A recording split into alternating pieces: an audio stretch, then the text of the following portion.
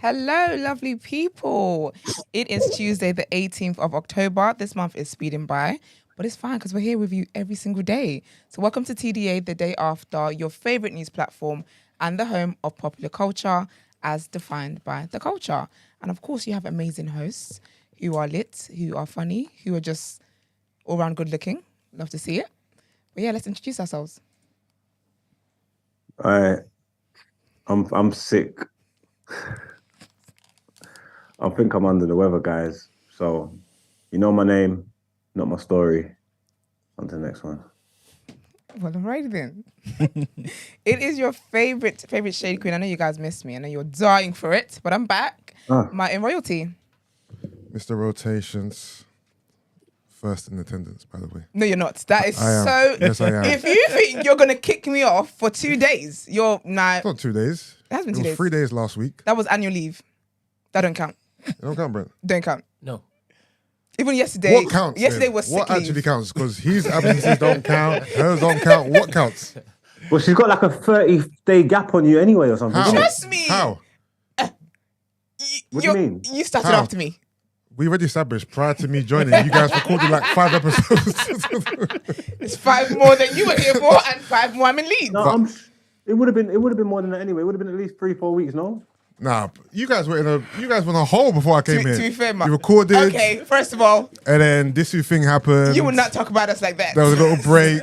Like, if you go back and check the stats. check the tape. You guys recorded like 3 episodes before I came.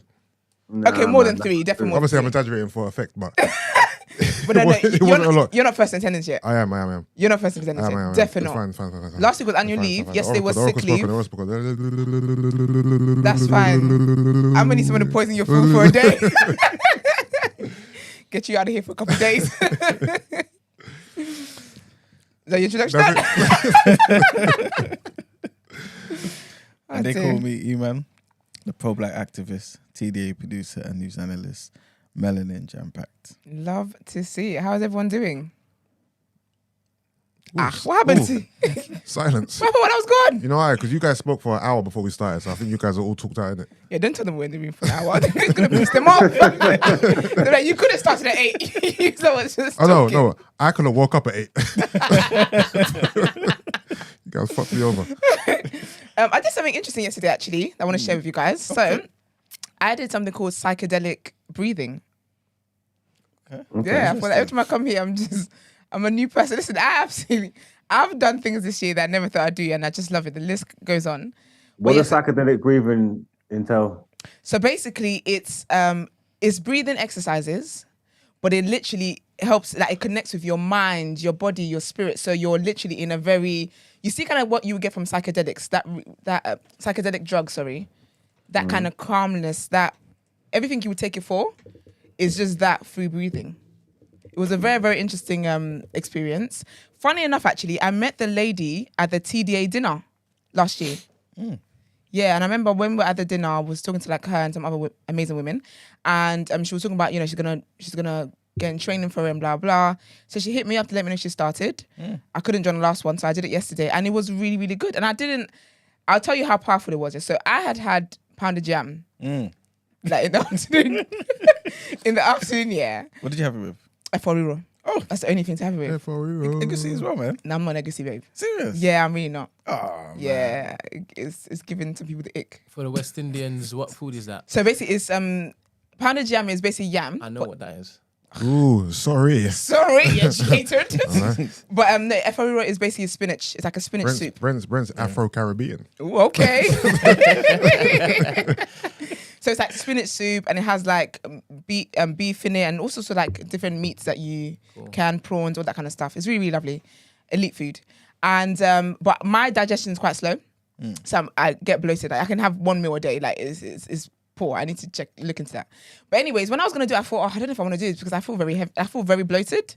Guys, would you believe, because breathing actually helps with digestion as well. I didn't know that. But by the time I was done, I felt light as a feather. And when I started this, I was heavy as fuck. It really was heavy. Someone It was in really chat, good. someone in chat said that it was Kama Sutra you were doing, and you're trying to pretend that it was like this. What's Kama Sutra? Is that a sexual thing? Yeah. Trust me, my gate is closed. No, it was really, really good. It was really, really good. It's like breathing because I do Pilates as well, and doing Pilates has helped me because that's as well like connecting your breathing with your exercise and stuff. And I didn't realize how much I hold my breath when I'm exercising. So, and that has an effect on your exercises. So that helped me with breathing anyway. But this was a whole new level. I finished it. I felt light. My worries were gone. I honestly felt light as a feather from my mind all the way to my body. It was amazing. Do you like stay in one place and just all that stuff? You Or can do. you So move? no, you just stay in one place. So you can just kind of sit down, cross legs and whatever, just kind of relax in that state. But then some people doing it lying down, and then halfway through I did it lying down. I did doze off a couple of times. I knew it. But she said that's fine. She said that's normal. That's fine. You can doze off because you can still hear her voice and stuff. Honestly, I might book us in for a session. It was really good. I think you guys, this is gonna be one of our wellness things to do. Yes. Yeah, but it was really, really good. Interesting experience.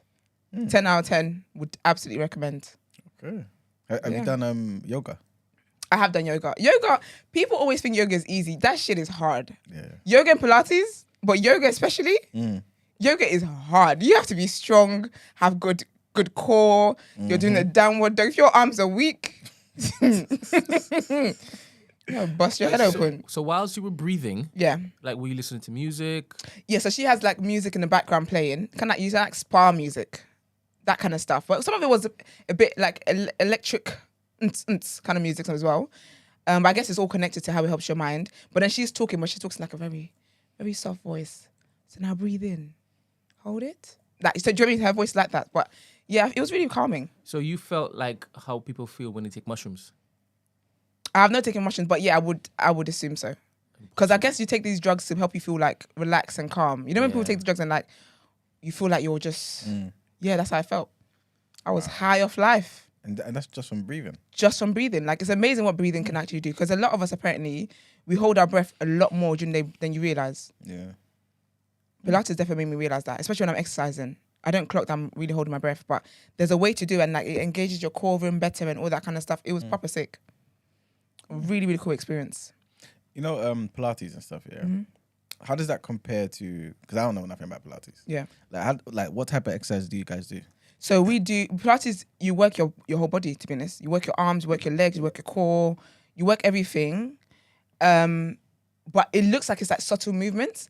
But when you're doing it, because it's like, it's engaged with your breathing and it's really about also like the right form and everything, it feels like you're going in for like a nice relaxation, but it's like I sweat in there.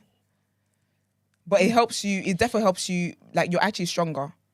But is it like stretches and stuff, or is it actual like a workout? Like if you know what I'm saying. I know what you're talking about. Yeah, I think there's some of the moves are actual workouts. So we'll be doing like ab stuff. So one of it's like you have to kind of sit in like a V, and then you kind of float your arms. Yeah. So that you're definitely engaging what needs to be engaged with. And then it's a lot of strength. It's like body conditioning. But and then there can be stretches as well. But even with the stretches are challenging because you wouldn't usually like stretch that far, for example, or so so all of it is kind of like a mixture. Okay. To be honest, but it's really, really good because it really is a workout and you definitely burn calories, you definitely sweat. And I've found that it helps me with my other exercises that I don't, like outside of Pilates as well. Okay. But yeah, man, new experiences, new life experiences. Why I did my sick leave. To be fair, it was last night and I slept like a baby after it. I slept like a right princess, I did. It's absolutely lovely. Interesting. Yeah. Yeah, guys, that's all the story I have to share. All right, thanks for sharing. Anytime. I will be booking us in for a session. It'll be cool. I hope you guys will come. Yeah. I'll come. Lovely. But yeah, we're ready to get into the show? Let's do go. Let's go.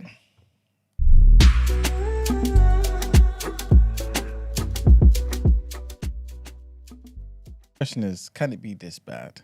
And this, of course, pertains to what's happening with the Tory government, right? So, according to a poll, the Tories could be heading for such a defeat at the next election that they may be down to basically the third largest party in the Commons. According to a poll, Liz Truss's governing party could be left with just 48 seats if the country went to the polls tomorrow, handing Labour a potential majority of 364. In an astonishing reversal for the party that has been in power for 12 years, the scenario mapped out by electoral calculus suggested that Nicola Sturgeon's Scottish National Party would form the official opposition with 52 of the 59 seats north of the border. The website based its findings on opinion polls between October the 5th and October the 14th that sampled 11,358 people across the UK. And even in a best case scenario, the Conservatives are left with fewer than 200 seats. This came amid reports that Labour frontbenchers are taking lessons right now in how to run a government. So the Times reported that the Institute of Government think tank was running 90-minute sessions for the opposition because so few of Sir Keir Starmer's team were MPs when Labour was last in power. They're said to be covering the role of cabinet ministers, how to run the transition after an election, and scrutiny and spending. Meanwhile, a separate poll today suggested that more people see Keir Starmer as ready to lead the next government than at any time since Tony Blair was the leader. Nearly half, 47%, agree that Labour is ready to form the next government, which is up 10% since July. Their numbers are comparable to those achieved by the Conservatives under David Cameron in April 2010, when 47% agreed that the Conservatives were ready and 41% disagreed. But that's slightly behind Tony Blair's Labour in 1997, when 55% agreed and only 33% disagreed.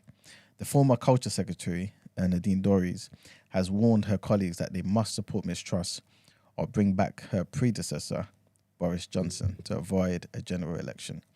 She tweeted, "There's no unity candidate. No one has enough support. Only one MP has a mandate from party members and from the British public, a mandate with an 80-seat majority. The choices are simple. Bring back Liz. If not, bring back Boris or face a general election within weeks." Is that even possible to bring back Boris? Yeah, if they want to. If they bring back Boris here, actually, I will just wash my hands off everything. Because that's ridiculous. You can't go backwards. Even if backwards is better? Was it? Because they got the guy out of there. They made him quit. Yes, and I never saw I see that day. Yeah.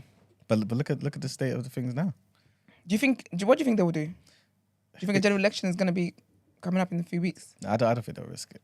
Because if they do the general election, I think Labour's going to win. 100%. I could bet everything that Labour win. But if Labour comes in, is that better then for us? Maybe. Might be. Depends on the policies. I don't really have confidence in them, to be honest with you. With Labour, then, would that be Jeremy Corbyn? Or No. he's quit now? Yeah, he's doing his own thing, I think. I mean, he's still part of Labour, but he's not in the... He's like a political he's not a influencer now. leader. Yeah, exactly. It'll be, what's his name? Sir Keir Starmer. Oh, okay. Yeah, so... He's a sir? Yeah. Oh, okay. Yeah, so... Is Keir Starmer a sir, yeah? Yeah, he is. Yeah. What's he a sir for? I have no idea.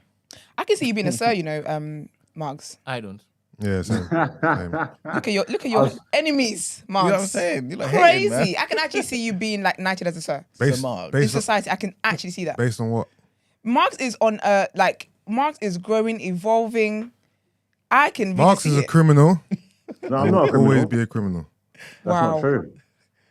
You can't. You actually. Do you know what? Obviously, You I'm actually not gonna get changed. stuff. Obviously, I'm joking. It's ridiculous. No, but I can definitely see that. Just for being a pillar of the community. Yeah, I really There you can. go. There's Yeah, so man. much in your future that I see. 100%. Yeah, I see that. I see it. Sick, man. MB, OB. Yeah. What have you Ooh. done to uplift and change your community? Bare things, man. Like, where do I start? I know, that's what I'm We ain't thinking. go of. all day. That's what I That's like. The that. list It's is- true. We've got to be it's done at true. 10:45. Let's go. Long list. Nah, I'm messing with you, man. Yeah. What is that? Right in the mic.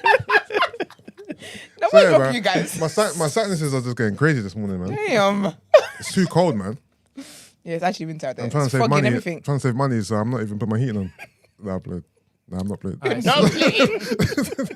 Keir Starmer is still for work towards human rights. Somebody in the comment section just said that. Listen, Mark's be a sir for getting the Extinction Rebellion out of me. Oh, that man, people's that old man champion. yesterday, Hey, the video I bro. put in the group, he was raping the man up. I love it. Yeah, man. It's wild, man. But yeah, next head one. Yeah, next one is more independent Scotland talk, man. So Nicola Sturgeon outlined the view at a briefing giving updated arguments for what could happen if the country voted for independence. The First Minister said a timetable for creating a Scottish currency would not be set. However, the use of sterling would be a short but practical. The UK government has said now is not the time to discuss independence. A Scottish government paper has set out proposals for key issues such as currency, trade, and border crossings.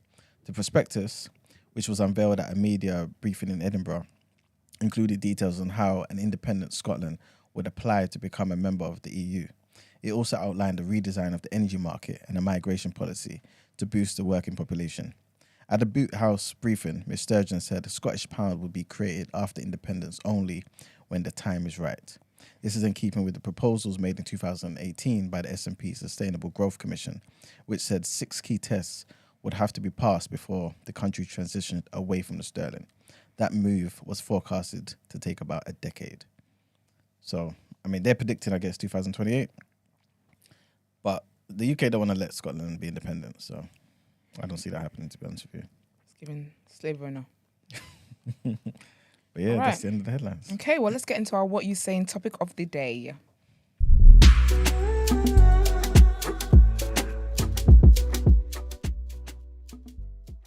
So, today's topic of the day is kind of like a part 2 to yesterday's topic, but a little bit of a spin-off. Give me 1 second. This is breaking news. 1 second. Yusuf, what do you think it's about? Oh, Is it about his His ops? okay. Pass it to me. Okay, yeah, this is what we should have asked Okay, Time Imran, ago. 4 weeks ago, 5 weeks ago. Sorry, guys. Wait a minute. You see the picture, right? Okay. Yeah, sorry, I was just reading something else. Oh yeah, hold on. Yeah, because Brent's kept that secret from me for Yeah, time. because before he was trying to keep it a secret. Innit? Yeah. What was it? Huh? Oh, okay. Well, he saved that name, man. I didn't say that name. She did. Yeah, I know, you can I tell. know, yeah, but either way, yeah. You still do, you still kind of do want to tell us. I don't know that. I know, you keep secrets from me that are not needed. All right. So, yeah, kind of like a part 2 to yesterday, right? Let's see if it maybe changes our mind a bit. And the question is, do you believe human beings are inherently good? It's very broad. Yeah, it's a broad question. But I'm going to add a few things, you know, Okay. later. Yes. Okay. Yeah, same. I think yes, but the way the world has been constructed has turned us against each other. But I think innately, we're all born good. So we're innately good, and I think our first, our first premise, our first thought is to be good to others and to be kind. But I feel like just the way the world is to turn us all, Cold. a bit tainted. So And I think in a way, I think human beings are innately selfish, and I think being selfish, turns you a bit bad. So you're saying we're good but selfish too? Yeah, for sure. For sure. Okay. I think we're good. Just because, but I think that there's different things around us that then turn us kind of bad. Do you get what I mean? Or like not so good. Okay. But I also believe that the bad is in us, so we're not 100% good. Okay. When I think of the Bible, sin was in man. When I think of like the early sins, what was that the first sin? Abel and Cain, when he killed his brother because he was jealous of him. So I think that there are negative things in human beings as well. I think for some people, there's just more good than bad, where they're able to repress that. And I think as society grows, like as you're nurtured through life, there's things that affect it where you might even have had more good in you, but life hasn't dealt you the nicest hand. So that's affected how you are now as a person. I only just found out. Don't laugh at me because education is key. Of course. I only just found out recently that Cain and Abel were the children of Adam and Eve. They were or they weren't? They were. Yeah, but you wouldn't know that you're Muslim. No, that's no excuse. I was trying to help you, Yusuf. No, that's no excuse. If you don't want to help yourself, No, that's no excuse. No, I'm a man who can put my hand up. take accountability. That's information that I should have been privy to. But for whatever reason, I was like, oh, swear.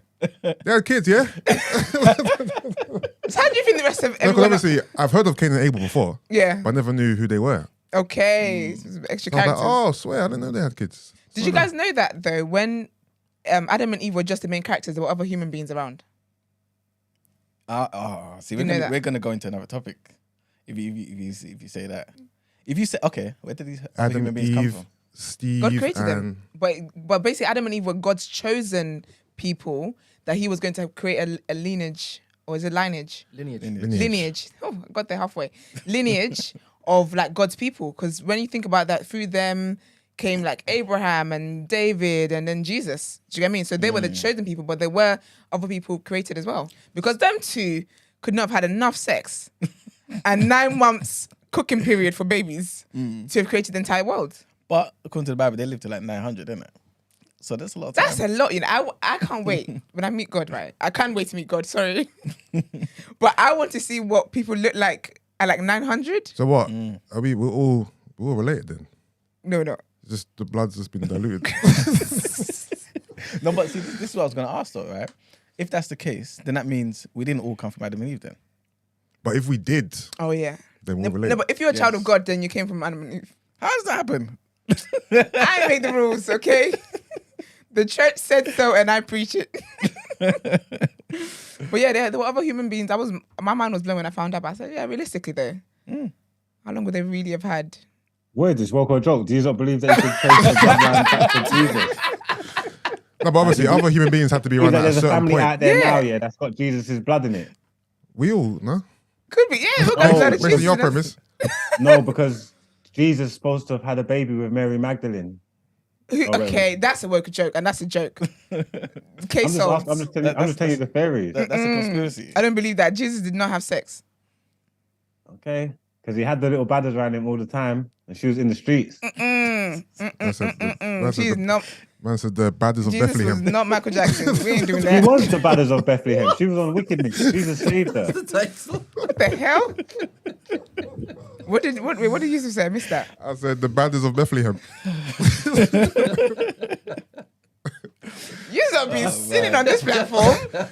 Damn. Sorry, go ahead. But no, That's a legit conspiracy theory, you know. That's not like a... yeah, I don't subscribe to that. Jesus was without sin. That's what made him so amazing.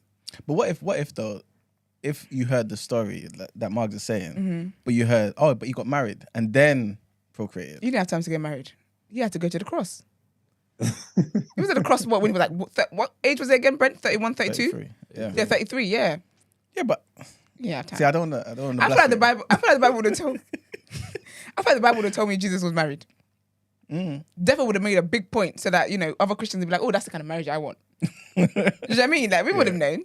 Jesus was not married. Jesus didn't have sex. Jesus was literally pure, and that's what made him amazing. That he was in a world of sin, but he never sinned. Oh, I said that one time. He got angry at the people and selling stuff in his father's house, but that's not sin. You can be angry and not sin. Yeah. I guess I tend to sin with my anger. Well, if you look at a lot of the downfalls of most of the civilizations and the great dynasties and kingdoms and empires in the world, it's usually like a woman that sparked it. You get me? So if anybody could have made, if anybody could have made Jesus sin, it would have been a gal. You get me? It's something to consider. No thanks. I can't talk now. I can. I don't want to be crucified. I'm not considering that. Thank you very much. I hear it, but I do not accept it. Because he already had it was already planned what he was going to come here and do. He didn't need a woman to, help him fall. Do you feel like Jesus knew from the very beginning what he was here to do? Absolutely. He knew the plans of God and he left heaven to come here to do that. No, like what I mean is, do you feel like there was a day where it all started to make sense? Because remember, he was a boy at one stage. Yeah, but he was God in human form. Yeah. So he knew the plans before he even touched earth. And he walked in that. Because if you remember when his parents left him in the temple, when they didn't realize they forgot him. And when he came back and they were all panicking, he was like, what are you worrying about? I'm in my father's house. Yeah. And he was a boy then. Do you get me? So he's always known what his calling was, what his life was for. Because he was God. He was God in human form. True indeed. It's me that's trying to figure it out. But yeah. Okay. So back to what we were talking about being inherently good, yes. right? Do you feel as though, because you guys basically said we are inherently good, but circumstances is what changed us basically, right? Are those circumstances other human beings, or is it just nature and things, environment and things of that nature? I'll probably say other human beings. then are those human beings good? How can you not think everybody was born good? What kind of nonsense is this? What's your opinion, sir? No, there are people who are bad, but I'm saying Some people are born evil. Just from the day they was born. Swear From the down. birth, there's trouble in there. Swear down. there's trouble in there. I do Certain think though. babies are the spawn of the devil. Yeah, but you know what? People that do bad, do they know that they do bad? Yeah. Do they know that they're I evil? think some of them, yeah. Because they hide it. So that's a form of good. Like, there is some kind of good in you, but you're just choosing to go against that good. Because if you're able to realize that what you're doing is bad and what you're doing is evil, and you go out of your way to hide it, you know that it's because it's not good. Do you get what I mean? And I think even that, like, you might be convicted, but you push through that conviction of, no, I've done what I've done, kind of thing. But if you're good, can you do bad things? Absolutely. Yeah, of course. And if you're bad, can you do good things? Yeah, of course. Yeah. Okay. I think everyone has like a ratio, innit? Yeah. 60-40 bad, whatever, 70-30. Yeah. I think survival, selfishness, and the ultimate premise that we're born alone, die alone, and that when you're on this earth, you kind of got to take care of yourself is what... If you look at most bad things that people do, a lot of it stems from, greed, selfishness, and, trying to get one over the next man, trying to be on top, trying to be the most powerful, the most this, most that. It all stems from just self, innit? Like self preservation. I think that's what fuels badness. I'm not saying that what you're saying is wrong, but how do you... Not all crimes. Yeah, of course. Yeah, not all crimes, of course. But how do you, I guess, marry the two ideas where someone can be good, but also greedy and selfish? Because I guess typically you wouldn't associate those as good traits. Yeah. Well, not all greed is bad. This depends on the levels of it. I don't know. Hold on. What's the question? How can someone be good and still be greedy and still? Yeah, enough for that to come in the forefront and dictate. I guess they pick and choose when they're bad and when they're good. Okay. Whatever scenario serves them in the moment.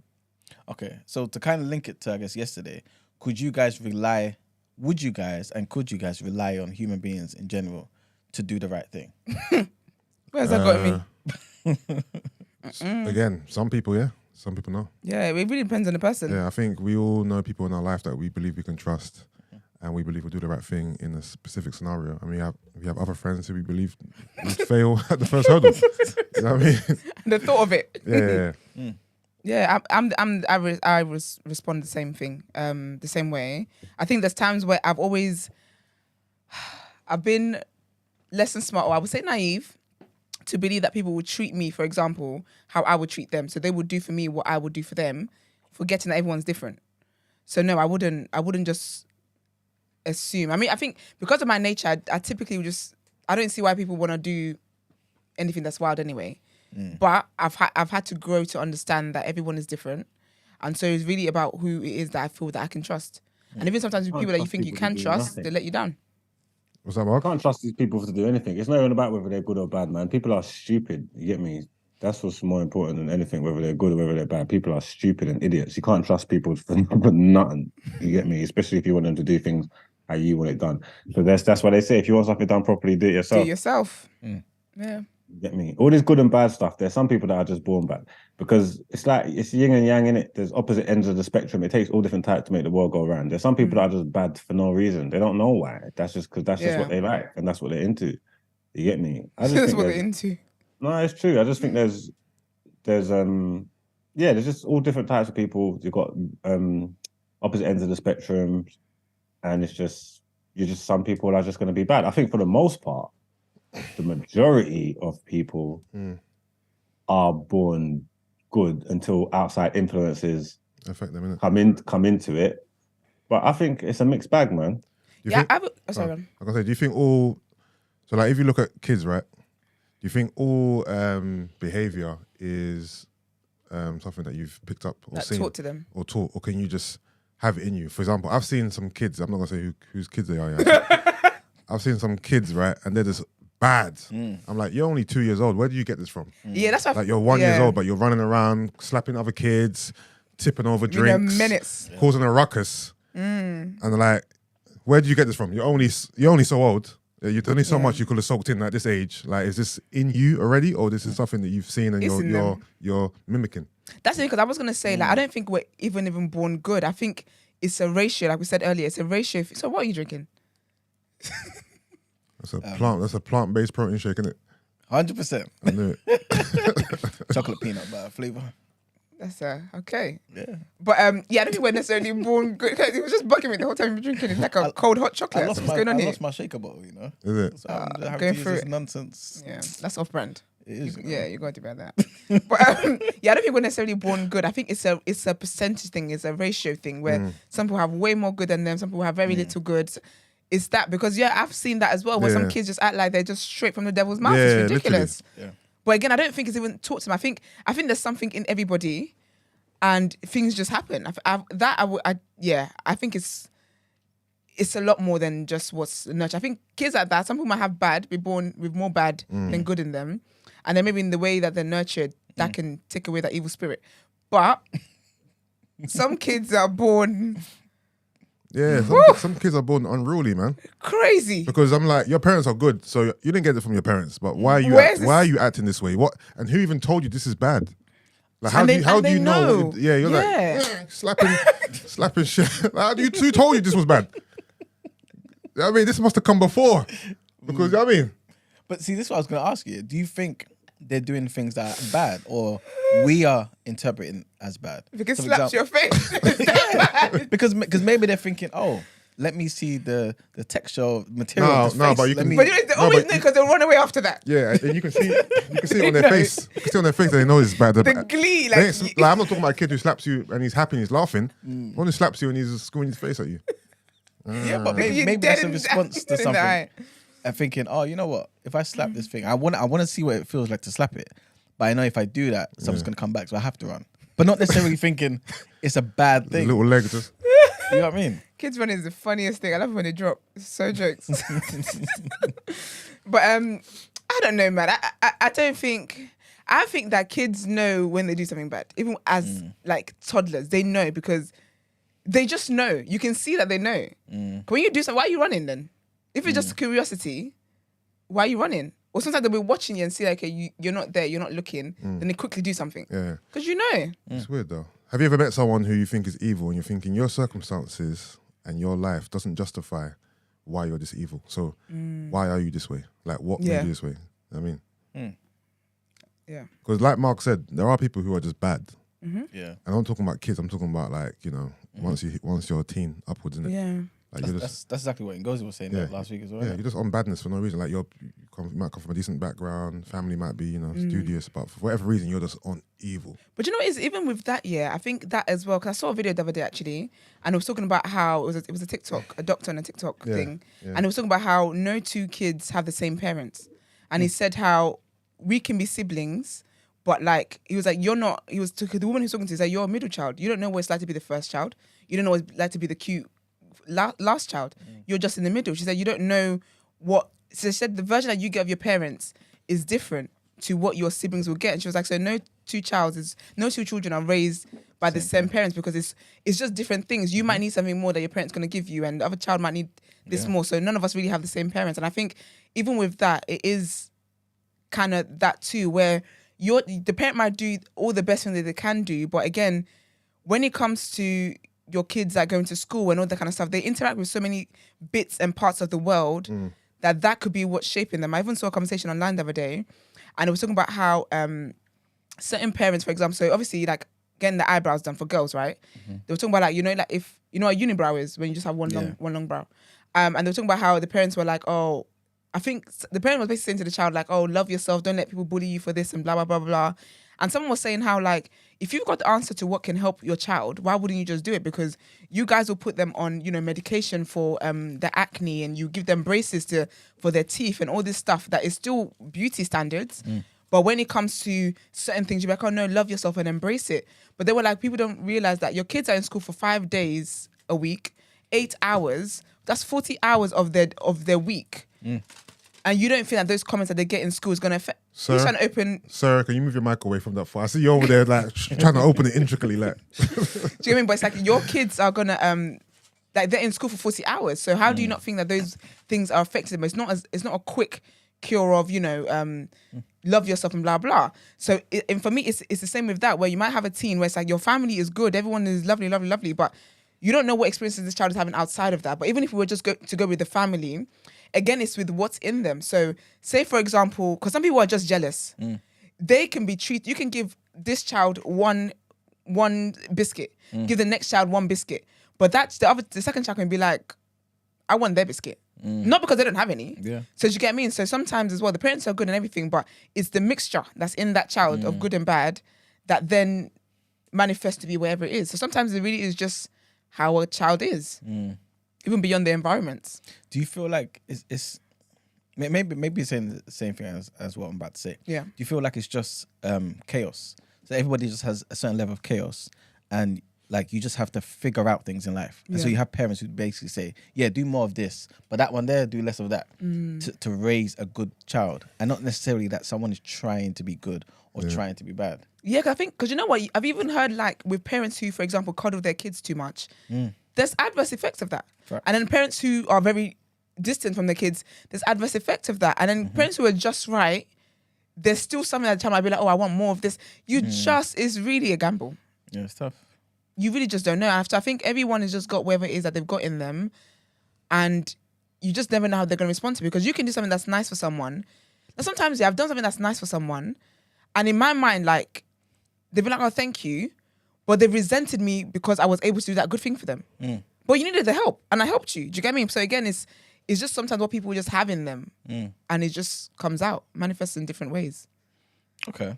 So I kind of want to link this to yesterday's thing, right? So remember that analogy about the playground, right, for the kids? Yeah, maybe just go over it again to people. Okay, so I believe I was basically saying, yeah, so do you feel as though every kid should have access to a playground that only some parents paid for, even though every parent was asked to pay for this? So for example... No, you coming up to the mic. I ain't coming in my playground, I'll tell you that. You know my stance on this already. Yeah. So basically, like S was saying, just in case you're unaware, right? So let's just say you've got two sets of parents or whatever, two groups of parents. One, for example, has £100. They can afford to contribute to the making of this new playground that all these kids in the school is going to enjoy, right? But after paying for it, they have, let's just say, £50 left over. It's okay for them. Cool. But then you've got another group of parents who have only £25. And after contributing, they only have £5 left over. So that £5 left over is not what's going to go towards bills and stuff. It's after the bills and after the playground, you have £5 left over. So you don't have as much left over, but you can afford it. Physically, mathematically, you can afford it, right? Yeah. And there's a little bit left over. Cool. Compared to this other one who have A lot left over. Do you feel as though if those people who say, you know what, this little bit left over is not good enough for me, I'm going to leave it to those people to pay for it, their kids should also be allowed to be in that playground? I'll be honest, I think if I can understand why if I'm going to have £5 left over, I'm not going to want to contribute to that. Anything could happen during the month, and that child on the playground is not what's going to keep us afloat. The memories of that, of the joys of being on the playground is not what's going to help us in the situation. So I can understand that. But I don't think that anyone should make plans of based on someone else's purse. So I think, you shouldn't make plans based on someone else's purse. I think it's a bit wild for you to think, oh, I'm not going to pay for this because the Smiths, they're quite rich. They'll pay for their child, so you can enjoy from that. I think that's wild. So, okay, so if the Smiths and other parents like that said, no, your kid is not allowed, not your kid, but those parents' kids are not allowed in this particular playground, should we understand that? I can understand that, because don't be making plans on my money. Yeah, I can understand that, but I think also that's where then the good can come and play a part, because I would see as, the only person that really suffers in this really and truly is the children. Children don't understand that the parents can't afford this. They don't understand the maths of, if mommy pays for this, she's only got £5 left. Do you get me? They don't get that. All they will see as a child is my friends are out in the playground and I'm here doing homework or colouring some dead paint. Do you get what I mean? So I think based off the kids, I would allow the kids on the playground. Okay. Yeah. So, okay, go Also, as a parent, right, if you're not being, just to say, Mr. Smith doesn't contribute his money. Yeah. If you're not being paid to foot his bill or pay extra, then what's your issue? Yeah. But some people just get annoyed with that. Either way, okay, cool. You contribute £100 to the playground, for example, right? If a certain amount of families don't contribute, we're not asking you to pay more. So then, why do you feel that the other kids shouldn't play in the playground? What I was going to say is, in this scenario, they are being asked to pay more, or they have to pay more because. No, you just added. No, that you add in. No. The reason. You just added it in just now. The reason why I'm saying that is because, like I said before, there's no such thing as a free lunch. Like the money has to come from somewhere to get this playground. Okay, in that You know case, what I'm then. saying? But this variable, you wasn't here This is a yesterday. different You situation. just literally just added it just now. No. I thought it was what I said it yesterday. No. Marks, did you say it yesterday? Wasn't paying attention. But basically, because those other lot who say they can't afford it, right, don't contribute. The other group has to pay more to get this playground up and running. That's basically what I'm saying. Yeah, so that's a different Yeah, situation. this is a new. It's the same thing. No, you didn't add that yesterday. Brent? 1,000%. How is it going to be 1,000%. built then? No, you didn't add it yesterday. But Didn't. it's now he's asking today. But Yeah. you didn't No, add it's it fine. yesterday. It's fine. I But think you sorry. can answer. You can answer now. But you said it just at the back of what I said. That wasn't stipulated yesterday. Okay, cool. Yeah, so Okay. I think I can therefore understand the uproar. But I think even with that, I think it's the school's responsibility because as a head of a school, as a principal, I'm not going to assume that I'm going to receive every payment. Okay. So when I work out what I'm charging each person, I am kind of making provision for the people. That's what I'm saying. Yeah, I'm making Doesn't- provision for the people that may not be able to afford this. I don't think it's right to then get me to pay £40 because now I'm left with £5. And also, this So where do we playground, go from here? the funds for this playground, it's not 100% coming from the parents. I'm sure the school have their own budget and their own funds, and they're asking the parents to contribute to that. They're not asking the parents to pay from zero to whatever the amount is. But let's just assume that it is coming from just the parents. See here, every time I say something, He got another thing to say. No, because like, okay, fine. Let's just assume the school can foot 50% of the bill. okay, Then that's fine. that 50% is for everyone who doesn't pay. Yeah. And I think even if the school didn't want to fund anything, I would work it out sensibly where like someone else who doesn't, you just got to be smart about it. People that don't pay, because some people are not going to pay. They might even have the money, they're just tight. You know what I mean? They're cheap. So you got to work out with that in mind anyway. And I think anyway, schools should have a thing where people can like a donation. I'm thinking the same thing. I'm thinking We make should it start a school. make it a donation thing. Yeah. Not make it a Mandatory payment or else XYZ. Yeah. Parents, we're building a playground. We need your help. If you can, please donate contribute. whatever you can to. If you don't, here's what it is. It's all love. Because you know what it is about parents who say, for example, if everyone has to pay, you have to pay £20. I could actually afford to give you 10. But it might be a bit awkward for me to be like, oh, I only have 10. It's a bit like, oh, if you don't have the 20, don't make it at all. So I think schools should have that thing in place anyway. Like I know in my church, there's a school near my church anyway, but basically we donate, like we have food banks for them. And that's because some of the kids in the school, they can't afford like food. There's less privileged kids in the school. So there's always like a food bank that my church donates and other people donate to as well. And they literally pack like bags for them every single week. Do you get me? So I think schools should have those things in place anyway, because all my look well with a kid. I mean, sometimes you can always tell, about a kid's life at home and whatever, but there will be people who genuinely can't afford it for many different reasons. They might have been rich when the child was in year 7. By year 10, something's happened, the business, they've lost jobs, they've blah, blah, blah, and then it's a different situation. Okay, but like everything you guys are saying is basically linked to this whole, do you think people are inherently good, right? So basically, I say all that to say, do you feel like people will do that particular thing? So if we're all donating, right? So the rich, so-called rich is donating. I guess those who can't afford as much are obviously not donating, right? Or they're donating a lot less. Yeah. Do you feel like it's right then for them also to have to foot more of the bill for that playground? Because essentially, I'm helping you with your cost of living, which should alleviate some of the pressure on your pocket to contribute to this playground. Plus, I'm paying for the playground. But you know what it is though? What it comes down to is affordability. If you can afford it, then this is fine. But again, even with the whole the conversation of people being inherently good, there are some people who don't even like the idea of that because their stance is, well, don't have kids, you can't afford them. Yeah. Even though the reality is that the kid is here now and they need help, Yeah. For them, they're like, well, you shouldn't have had a kid when you can't afford it. Okay, Sherlock, that doesn't help me. My problem. Do you get what I mean? So yeah. I think there are good people who will feel like, do you know what, actually, let's start this because there's some people who can't afford them, blah, blah. But when it comes to donations, not everyone's going to donate because there'll be rich people who are like, I'm not out here funding the poor people. Some rich people really hate. Some rich people hate poor people. They really detest poor people. Yeah. But like, so some people will be like, I'm not donating because I'm not going to help fund someone's life and this low class and blah, blah, blah, blah. And there'll be people who don't even have that much money, but they'll be like, you know, I can give £5. I can give something. So that will again depend on individuals, but nothing is fair. I don't think it's fair that I pay taxes every month. I hate it, but it's what you got to do. And at the end of the day, if you can afford something, if you can afford to donate something, then you will. But with that fairness and stuff, I guess what people will see whether if it's not fair, then you wouldn't donate. Okay. If it is fair, then, or if you don't think about whether it's fair or not, you would just donate. Okay. Forgive me if I'm repeating something that you're saying. Yeah, right? it's fine. But say you're a parent and your kid, you know, starts school year 7. Yeah. All the way up to, I don't know, let's say 6th form, right? So year 13 or whatever it is, right? So you've seen this for 6 years, 7 years. And each year you think to yourself, wait a minute, I'm contributing a lot more than that family over there. Yeah. But my kid has access to the same thing that their kid has. Yeah. Would you feel some type of way?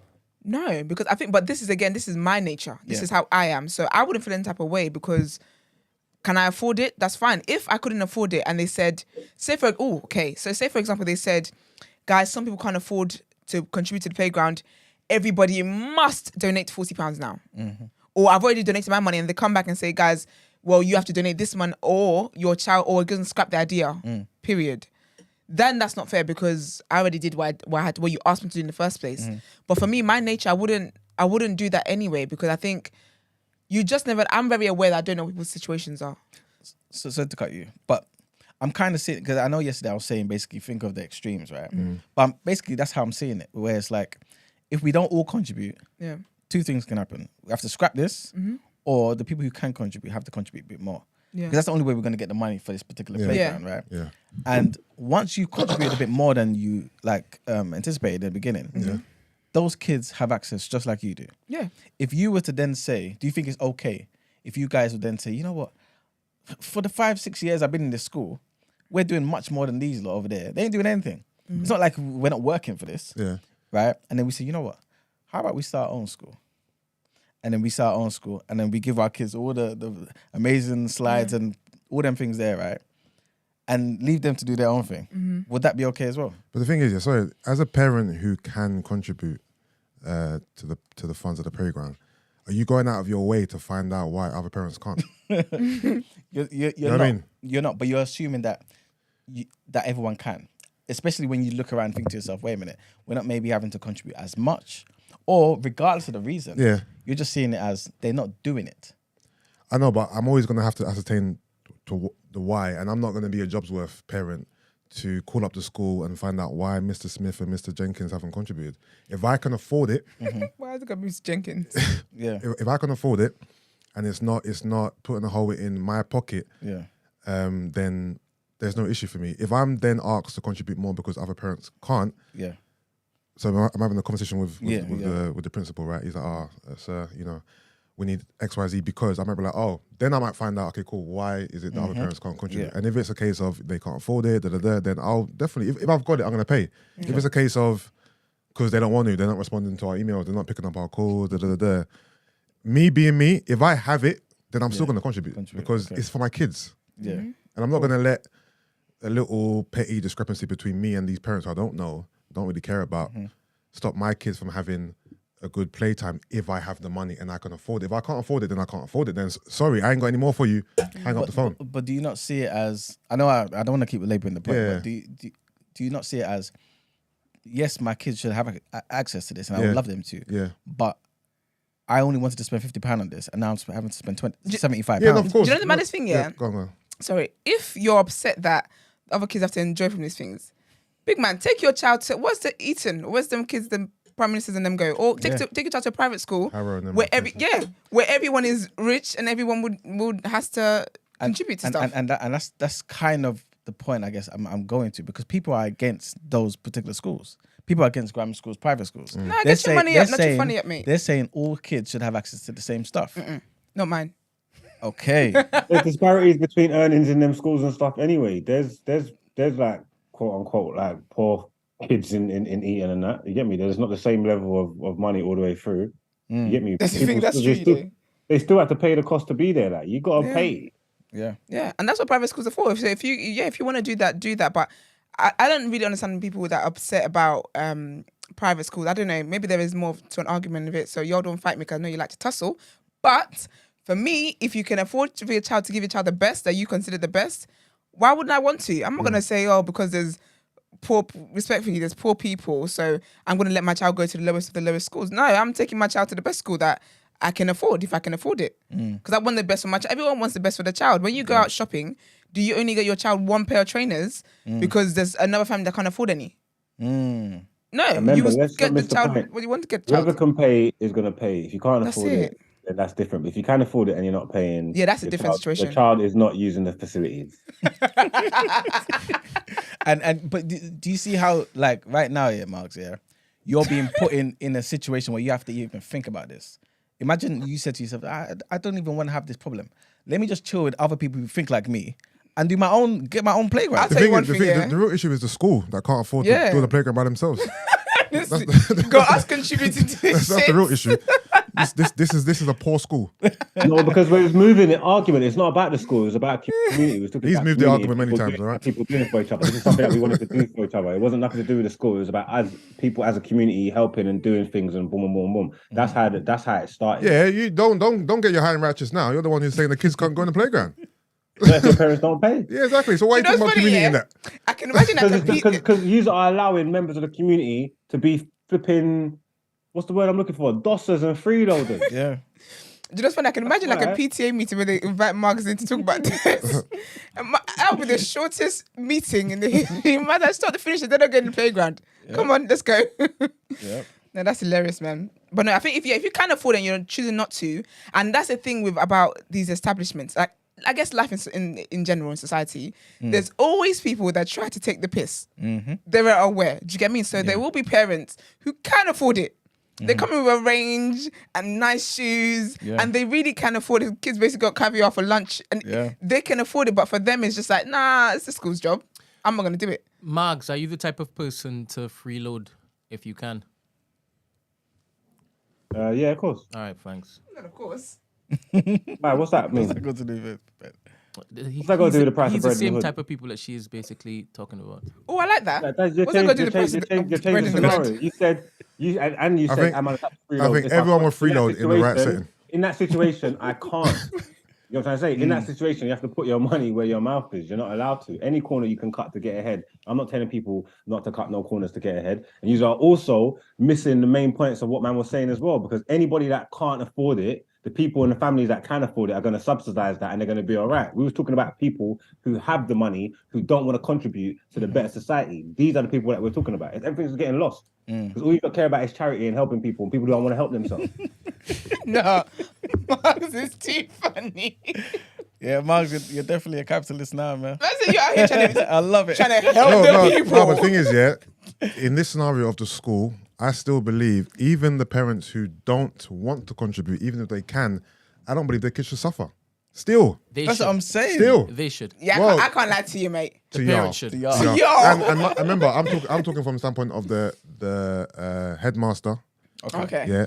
If I'm the parent, I don't care if I have the money. That's just me, innit? No, but do you know what it is? If I'm the headmaster, I can't just let these kids just, especially if I don't know for a fact that they're being stingy. You know what I mean? Yeah, I think if I know for a fact you're being stingy, I'm gonna place your kids in a room with a nice clear view.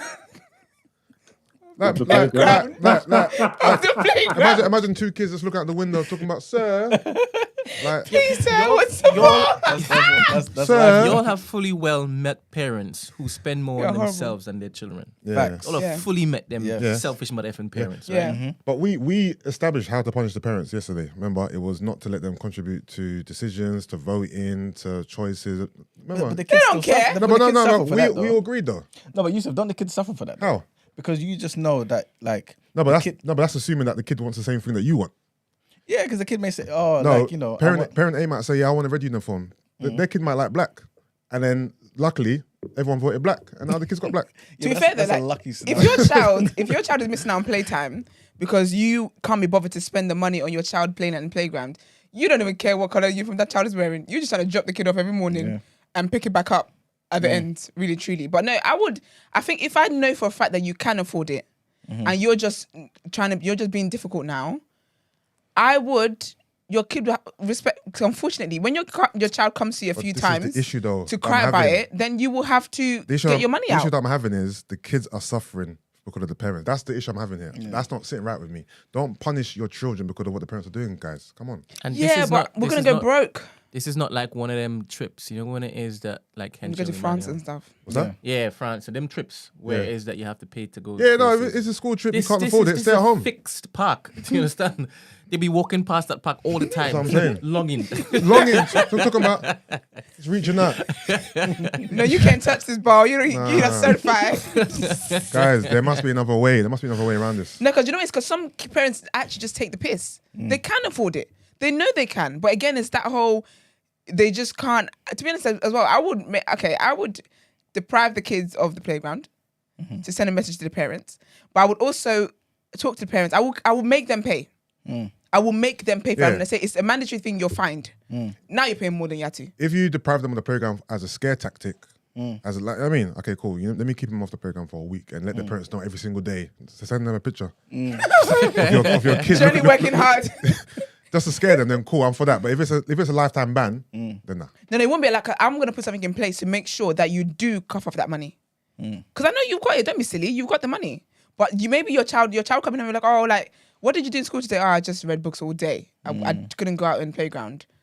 Why is that? Blah, blah. Then now you know that, okay, it's necessary. If you know, because you know as well, I think people they bank on the school not taking action. So they will bank on me thinking, oh, it's the kids. The kids are going to suffer. They're going to let them play anyway. Yep. In their mind, they're thinking, there's no way you're not going to let my child play. But when you see, now I'm dead ass serious about this, you have to give me the money.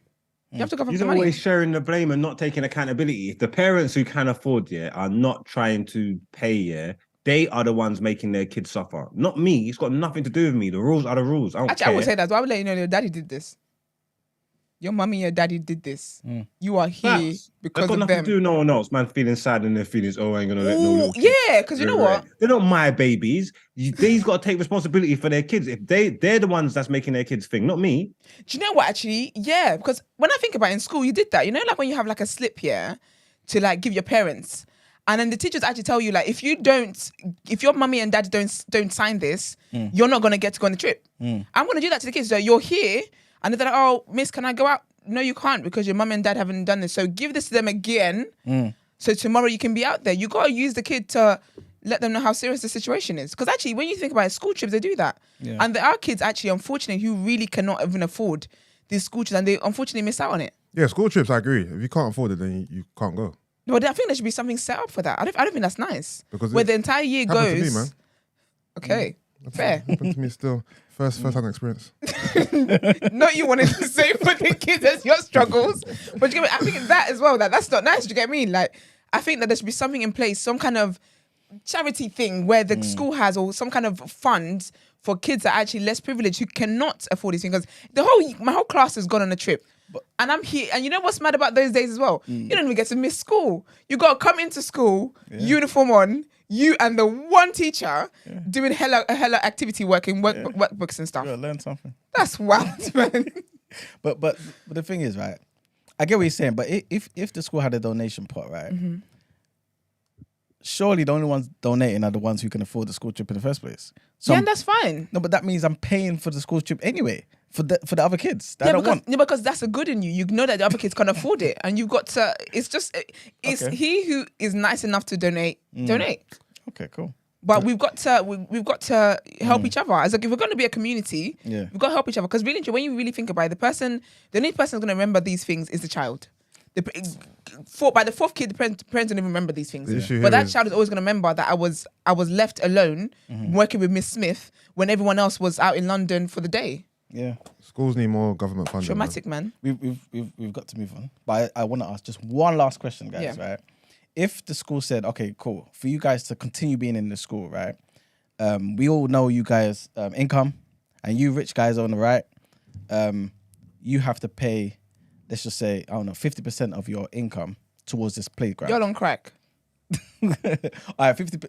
I don't know. It's just an arbitrary thing, right? It's not 50% of your income. Sorry, it's just 50%, right, towards this playground.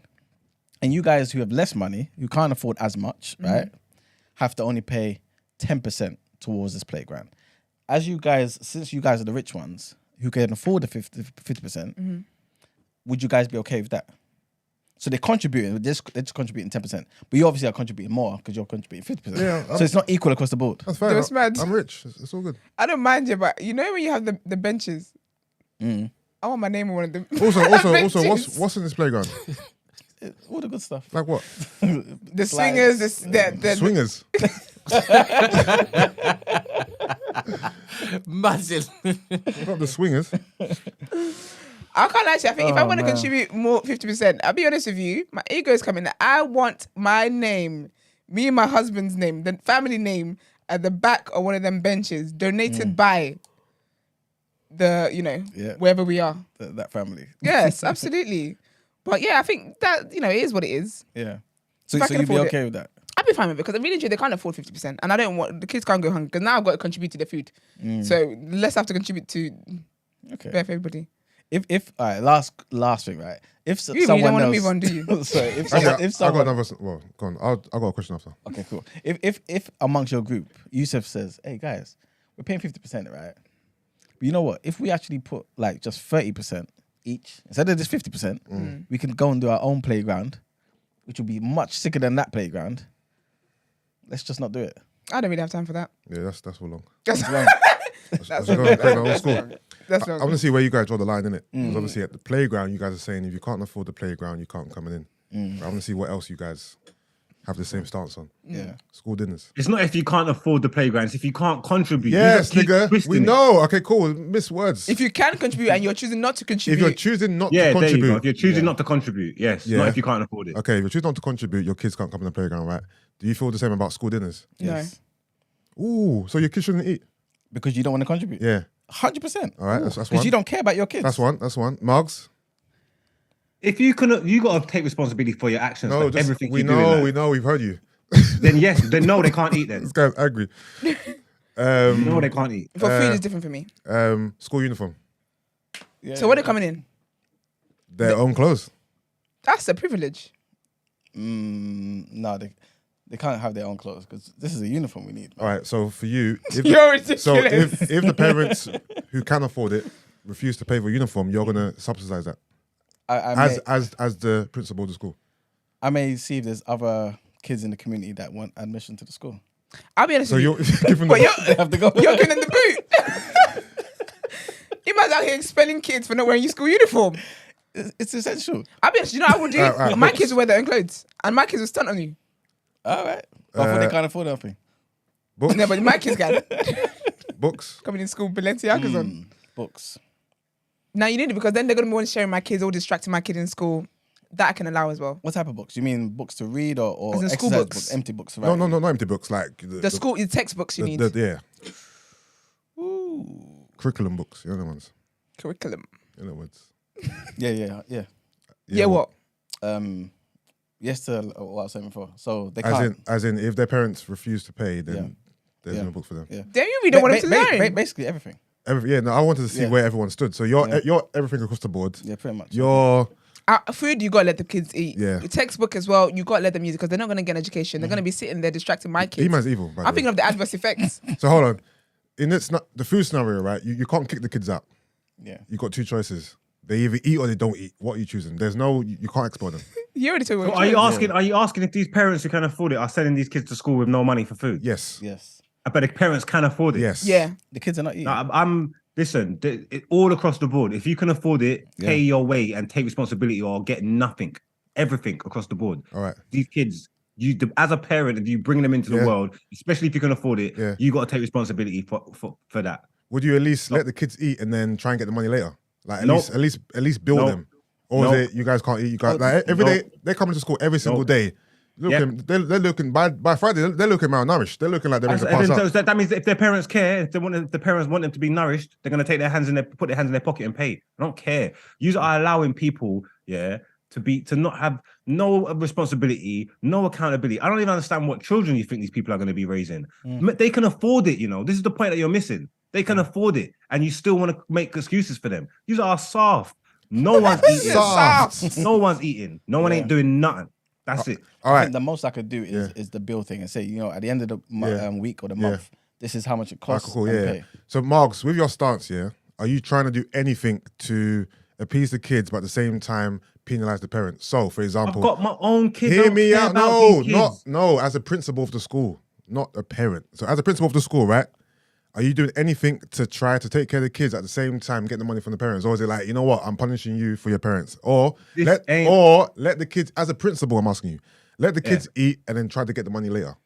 Well, even as a principal, I'm not really big on democracy. This is a dictatorship. I told you my rules to come to attend this school, and my rules will be adhered to. Okay. I am not doing nothing to appease no blood clot kids. The parents need to take responsibility for their actions, and that's it. And if you don't like it, don't come to my school, man. Yeah, That's when Mary had a little lamb.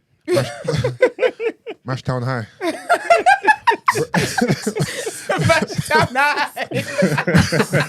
Oh man, Brett, what's your... That's actually a good school, Yeah, it's a good school. It's a good school name. You better write that down, sir. Brett? I like the fact that Emmanuel has spent a good half an hour trying to convince you guys that the capitalist way is the right way. I'm not trying to do I anything. don't think he's trying to convince us. This is what he's been doing. I think he's just telling us what he feels. And No, I 'cause like it's the a good- fact, yeah. I love the fact that when it is that we were there steady telling him he ain't going to Eurovision to die for nothing, we were called ridiculous and bullies for basically trying to reason with him.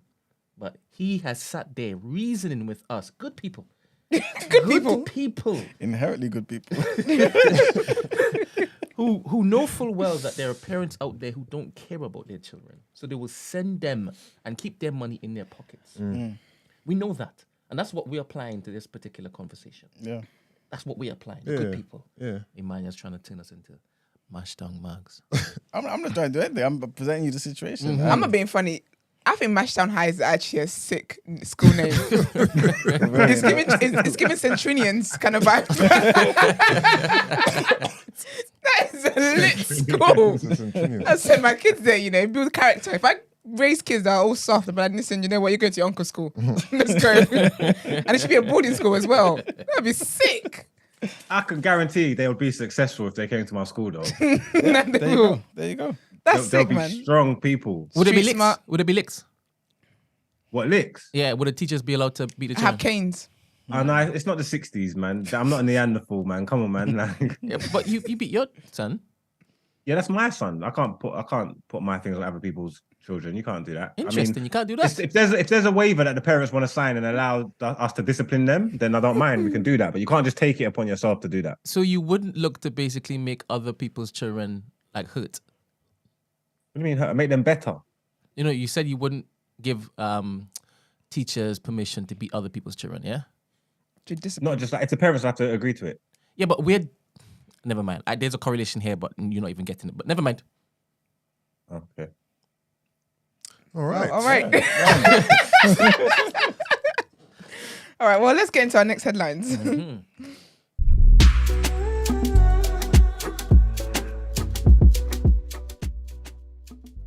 Breeze through these headlines because we've got a few to get through.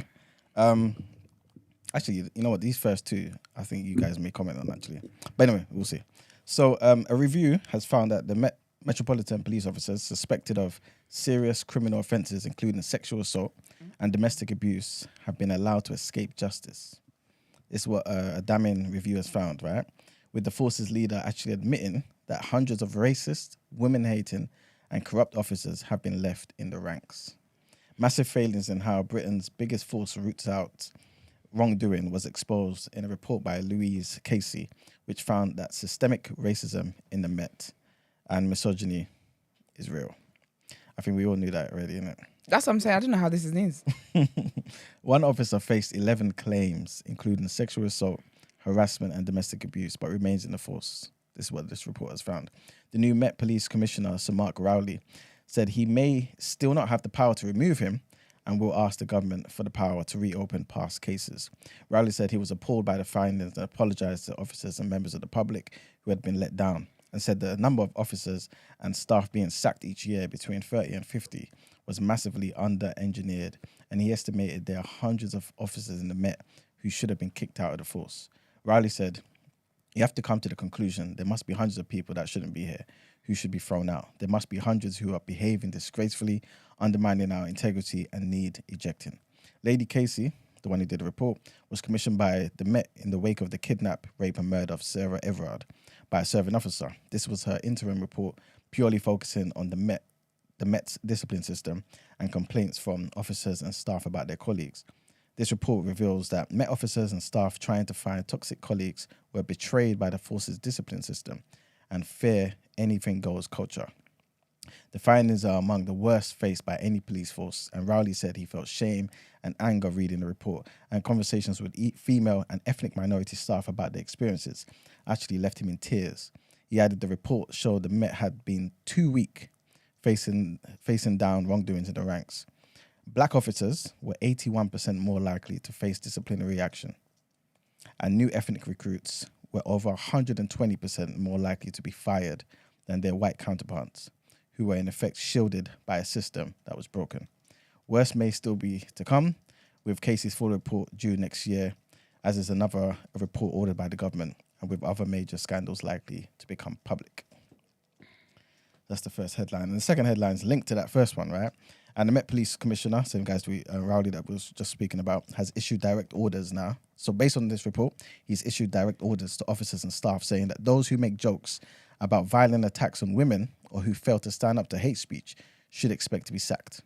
Rowley believes clear guidelines and what is not acceptable will remove any excuse from officers and staff that they did not know hateful social media messages and comments directed at colleagues would lead to their ejection from the service.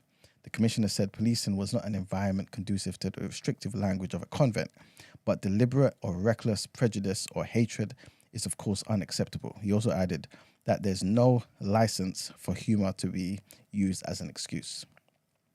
In a message to all officers and staff, Rowley set out 3 principles and warned those deviating should expect the sack. He wrote, "Please regard this as a direct instruction and the start of our focus on achieving high standards. Conduct that warrants dismissal.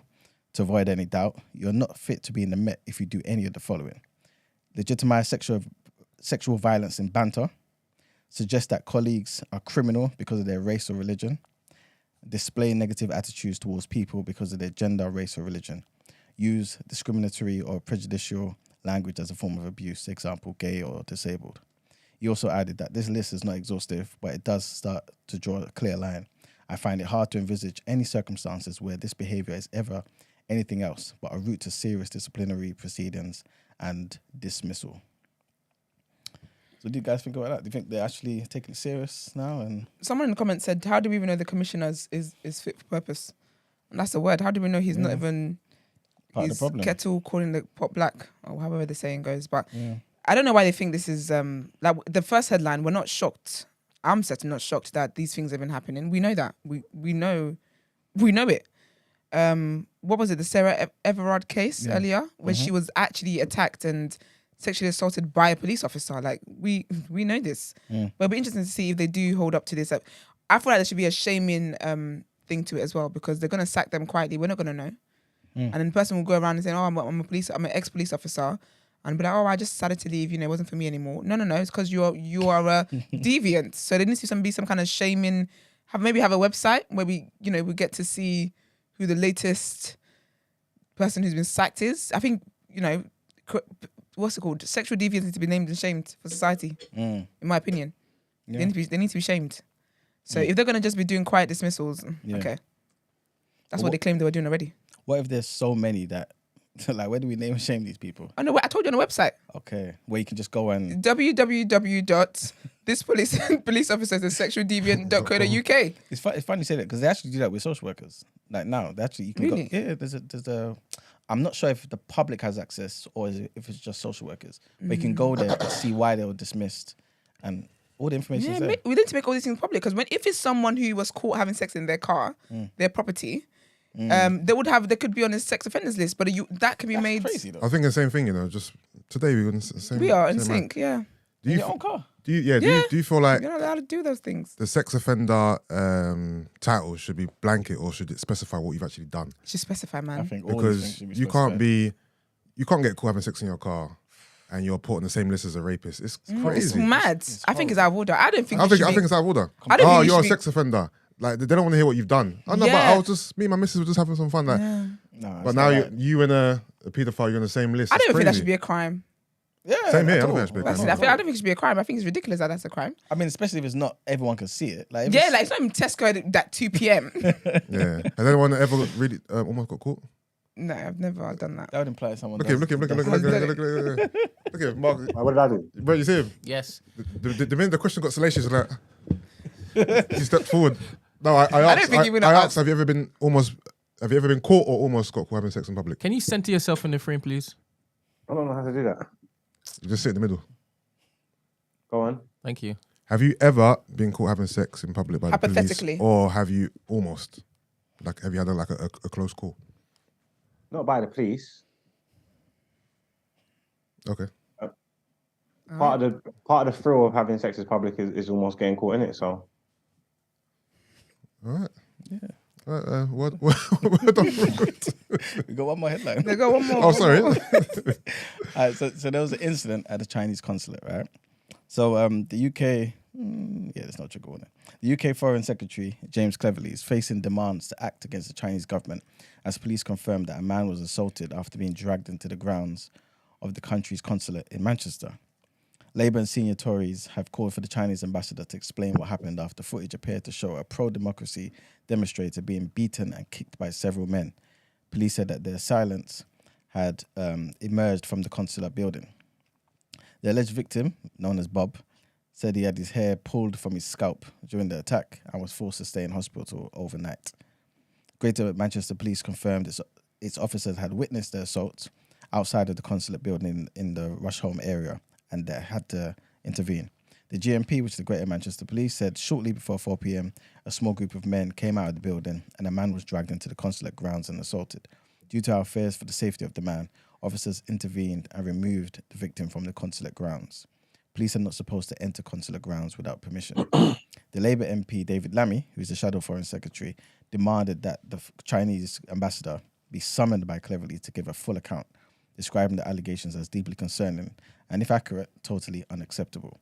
He said that the UK stands for freedom, the rule of law and democracy. The question of peaceful protests will never be tolerated on our streets. What is consulate ground? You know them. At the embassy, you're saying? Yes, there you go. Embassy, okay. Okay. Yeah, fair enough. that's the end of the headline. Ooh, question. Mm. So say you go to say you're Chinese and you're like, say you were going to be arrested by the UK, right? You've done something, you committed a crime here. And then you enter the Chinese embassy. Are you now on Chinese soil? Yeah, Sick. I think so. I think that's how it works. I think effectively. yeah, I'm sure it works. I'm sure it works like that. Yeah. Yeah, effectively. I think it does. Yeah. That is so cool. All right. I'm not sure if they let you in though. If I run in, then again, they are dragging and beating people. They probably push me out. For real. Damn. All right. Well, let's get into word on road.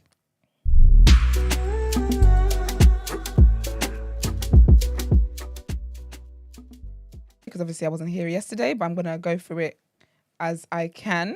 So I told you guys, I reported a while ago that season 5, I believe, of The Crown will be out soon. And this one, we're going to be seeing about Diana and, the press tour she was doing and with Charles as well. And really into all the stuff about their relationship. Well, something else has kind of come up. And Sir John Major, who was a prime minister in this country, wasn't he? Mm-hmm. Yep. So basically, he's kind of spoken up about it because in this season, apparently, we're also going to see how they tried to dethrone the Queen at one point. So he's basically come out and said this is absolute nonsense and this show isn't fact and, it's a barrel load of malicious nonsense, basically. And now they're really trying to get into the whole, this is a fiction and it's all being, it's all drama and blah, blah, blah, blah, blah. So, yeah, so it should be interesting because obviously the Queen is dead. I think the reason why, they're coming out to say this now is because the Queen is dead. I don't think if she was alive, they would have been so pressed about this. They would have been like, oh, it's just a lie. But you know, people do the whole don't disrespect the dead thing. Yeah. So the whole movement. Yeah, I think because of that, that's why they're, trying to, I guess, get out there before they do. But I'll be honest with you, anything the Crown says, yeah, I know it's probably not 100% factual, but it's about 97% in my books. So I go with it, to be honest with you. But yeah, so I mean, to be fair, they did say they basically called it nonsense. But someone from the Crown, the spokeswoman for the Crown, said that it's always the Crown has always been presented as a drama based on historical events.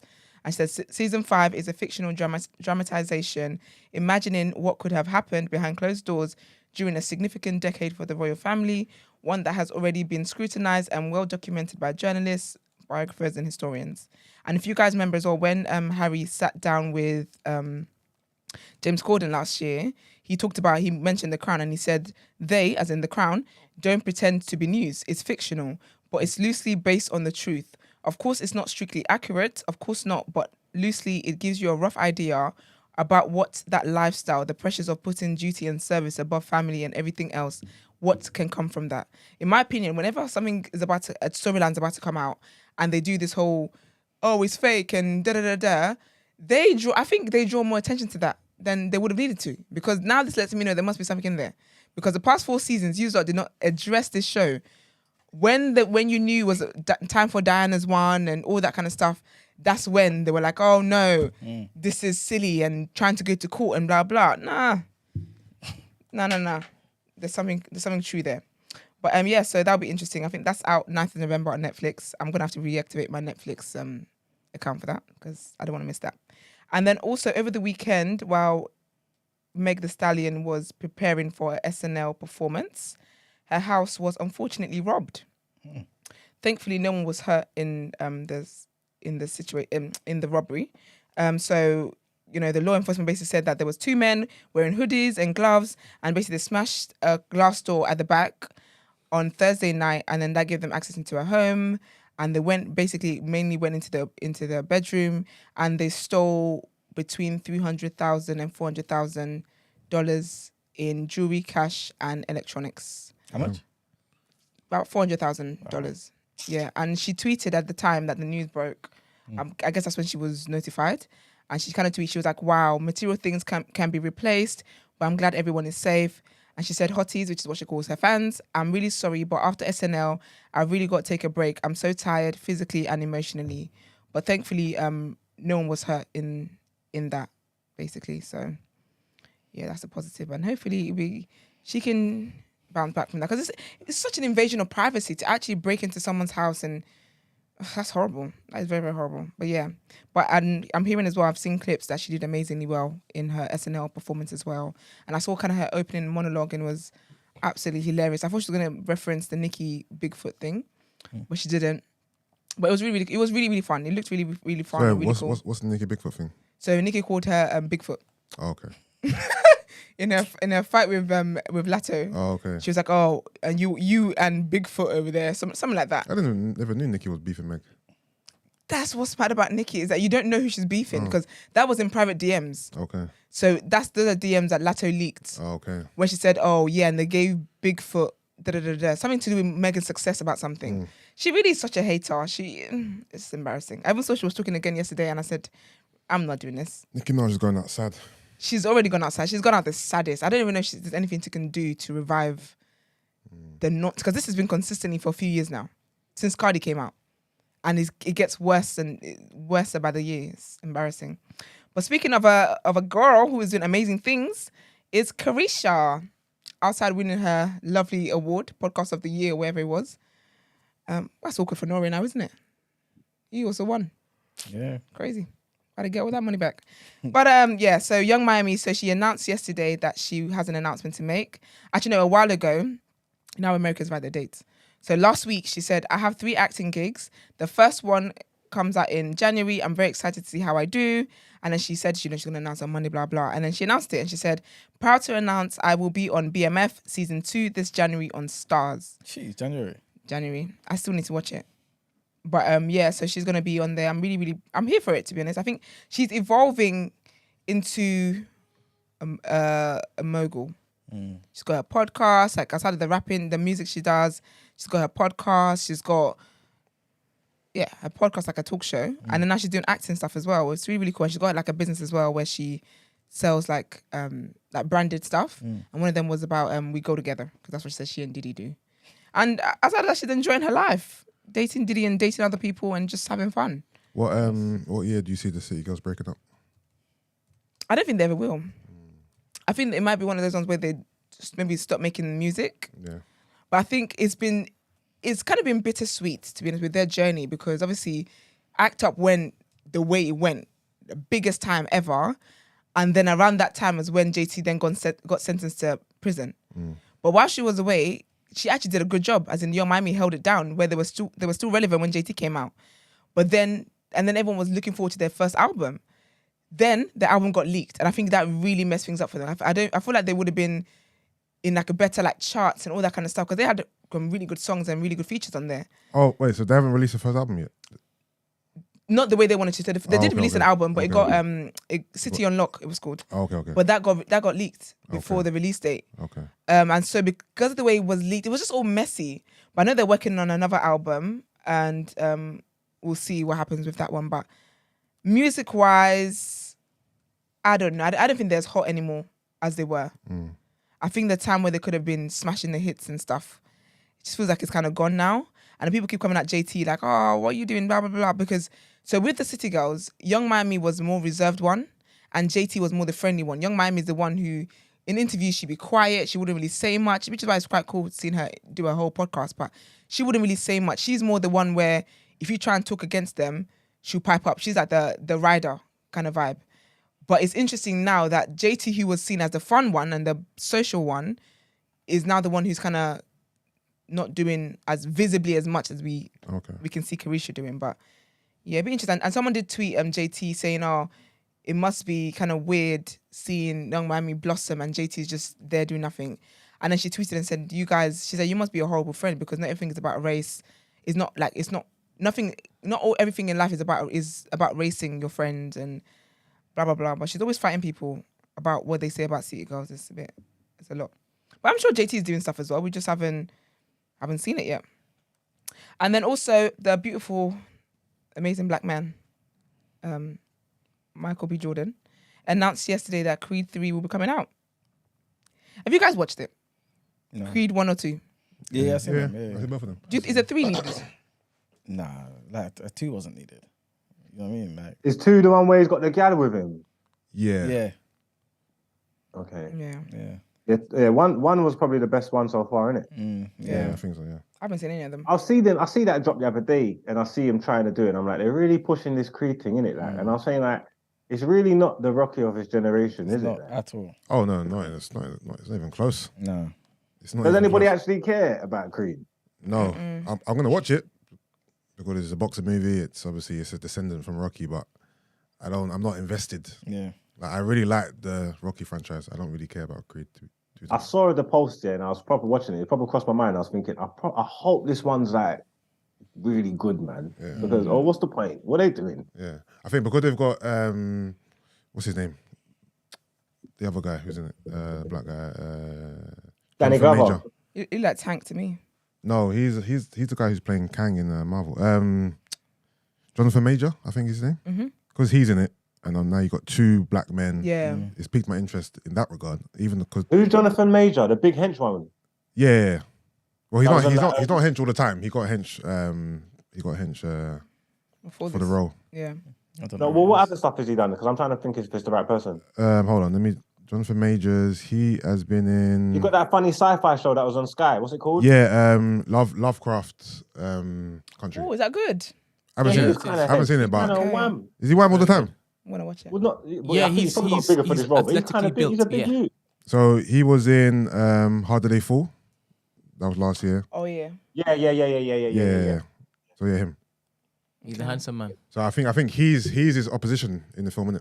Because they've each got one poster each.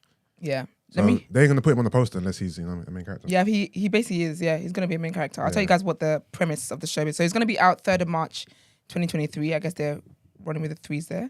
So basically, it says after dominating the boxing world, Adonis Creed, which is played by Michael B. Jordan, has been thriving in both his career and family life when a childhood friend and former boxing prodigy, Damien, which is Jonathan Majors, resurfaces after serving a long sentence in prison. He's eager to prove that he deserves his shot in the ring. The face-off between former friends is more than just a fight. To settle the score, Adonis must put his future on the line to battle Damien, a fighter who has nothing to lose. So there's your storyline. Yeah. You gonna watch it? Yeah, Yeah, I'll give it I'll a watch try, it for sure. yeah. Yeah, I'll try and catch up with 1 and 2 before I'll watch anything Jonathan Major does. You say you won't or you will? I will. Oh, you will? Okay. Okay. Yeah. Big fan. Okay. There you go. But yeah, so that's out in 2023, which is really cool. And then also James Corden has been out here wilding in the US. Got himself banned from a restaurant. Can you believe that? It's crazy. So basically, he was banned from a New York restaurant, which is owned by Keith McNally. Basically, they accuse him of being really horrible to their haters. Not the haters, sorry, the waiters. So I'll read you what Keith's Instagram said. So he says, follow me on this one. So as long as the headline. He says, James Corden is a hugely gifted comedian, but a tiny cretin of a man, and the most abusive customer to my Balthazar servers. So Balthazar is the name of the restaurant. Since the restaurant opened 25 years ago, I don't often 86 a customer. It probably means like ban them. Yeah. Okay. Yeah. So yeah, I don't usually ban a customer, but I had to ban James Corden. It did not make me laugh. Here are 2 examples of the funny man's treatment of my staff. His behavior similarly in my former restaurant, Cafe Luxembourg, a few years ago. So I guess he's got a pattern. So it says first report. In June, James Corden was here on table 61. Although this is diabolical, it happens very occasionally in all restaurants. After eating his main course, Corden showed the hair to Balthazar manager, who was very apologetic. Corden was extremely nasty to the manager and said, "Get us another round of drinks this second. And also take care of all our drinks so far. This way I write any nasty reviews in Yelp or anything like that." So he basically threatened them and said, he found a strand of hair in his food and said, if you don't give me free drinks and cancel the other drinks, well, I'm going to give you a nasty review in the Yelp. Cool. And I guess if James Corden saying to you, you don't really want a nasty review, do you? The second incident, James Corden was at Balthazar with his wife on October the 9th for brunch. He asked for a table outside. He named the waitress. She took the party to table 301. Mr. Corden's wife ordered an egg yolk omelette with cheese and salad. A few minutes after they received the food, James called their server, and told her there was a little bit of egg white mixed with egg yolk. Because that's really what's gonna kill you today, isn't it? A bit of mix. Even though both are going into your stomach, that doesn't know the difference between yolk and the white. But okay, that's fine. Rich people do things. And then the server informed the floor manager, and the kitchen remade the dish, but unfortunately sent it with home fries instead of salad. Mistake number 2. So that's when James Corden began yelling like crazy to the server, "You can't do your job. You can't do your job. Maybe I should go in the kitchen and cook the omelette myself." So the server was very apologetic and brought the manager over to the table. He returned the dish, and after that, everything was fine. He gave them, the manager gave them, champagne glasses to smooth things out, and said that James Corden was pleasant to him after, but he was nasty. He was still nasty to the waitress, and she was very shaken but professional, and continued to the end of her shift. So all of that stuff. But anyways, the owner has then further come out to say that James Corden has apologized to him. It's ridiculous. Personally, I don't know why he had to tell us this. I don't know. But whatever. But anyway, I mean, I'm here reporting this, so I guess this is why he did it. So he's then gone on to then give us an update. And he says, James Corden had just called me and apologized profusely. Having fucked up myself more than most people, I strongly believe in second chances. So if James Corden lets me host his late show for 9 months, I'll immediately basically get back his ban, unban him from Balthazar. No, of course not. But anyone magnanimous, whatever the word is, enough to apologize to a deadbeat. So he's basically saying if someone like James Corden, who's this great James Corden, can apologize to a deadbeat like himself, this is so self-love. Wait, what exactly did he do wrong? He was horrible to the waitresses, and he got banned from the He wasn't restaurant. happy with the service that he was paying for, and he just voiced it. There's more context. A lot of other people have come out and shared their experiences of him Yeah. in other restaurants. So he's like this. He's a bitch. Cut long story Okay. short. And then the guy says, he can apologize to a deadbeat like me, blah blah blah, my staff. Then he doesn't deserve to be banned from anywhere. I guess that's why. Okay, that makes sense now. That's why he's done it, because obviously this man has started a trend, and everyone's now sharing their experiences. And I guess that's why he had to go back to the source of this. I wonder how many people is going to be calling to apologize, but okay. Yeah, he's definitely being sarcastic. Who James? No, the guy who's writing this. Oh yeah. He knows he's not getting the thing, but he definitely did get a phone call, and he definitely has forgiven him and unbanned him. But he knows he's not hosting the show. Don't be silly. For an omelette, don't be silly. People are going through worse. But in UK, still on UK news, AJ Tracey has basically launched a fund. Sorry, before you move on, Yeah. Esther, thank you. Emmanuel and Margs, if you had asked this James Corden the same question, what do you think he would have said? About the children having the... He said, fuck them Fuck. kids. Yeah, he might have agreed with us, Yeah. Might have. I'm just, He would have. I'm just like pointing out, basically. Oh, I don't mind that at all. Yeah. Okay, who agrees? I think Yeah, it's it the doesn't right matter. thing. People can Bedfellows. agree. Just because you agree with me on something doesn't mean I agree with everything that you do Yeah. across the board. That Bedfellows. doesn't matter. Bedfellows. People are allowed to I'll be just who they switch the are. camera away That's from your face. Yeah, Marks is 100% right, man. I don't care. It's fact. This is truth. It's away from your face too. I hope it's on mine. It is. But yeah, man. James Corden would definitely agree. But them treating waitresses and waiters and just service providers, man. I think it's really horrible people that treat them like crap if it's undeserving. Some people are just so mean. They're out here just trying to get a quick buck. What do you think? But This is is having he fun. doing this so he can get free food? Do you know what's mad? You would think because he's rich, he wouldn't be. Some people are just like that. They don't want to spend their own 100%, money. That's how they stay rich.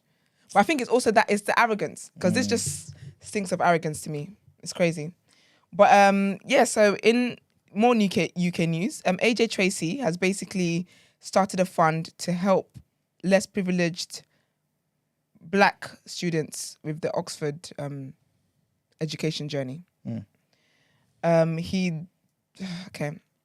So he said his fund, the AJ Tracey Fund, aims to address historic underrepresentation at Oxford. He says that, what's it called?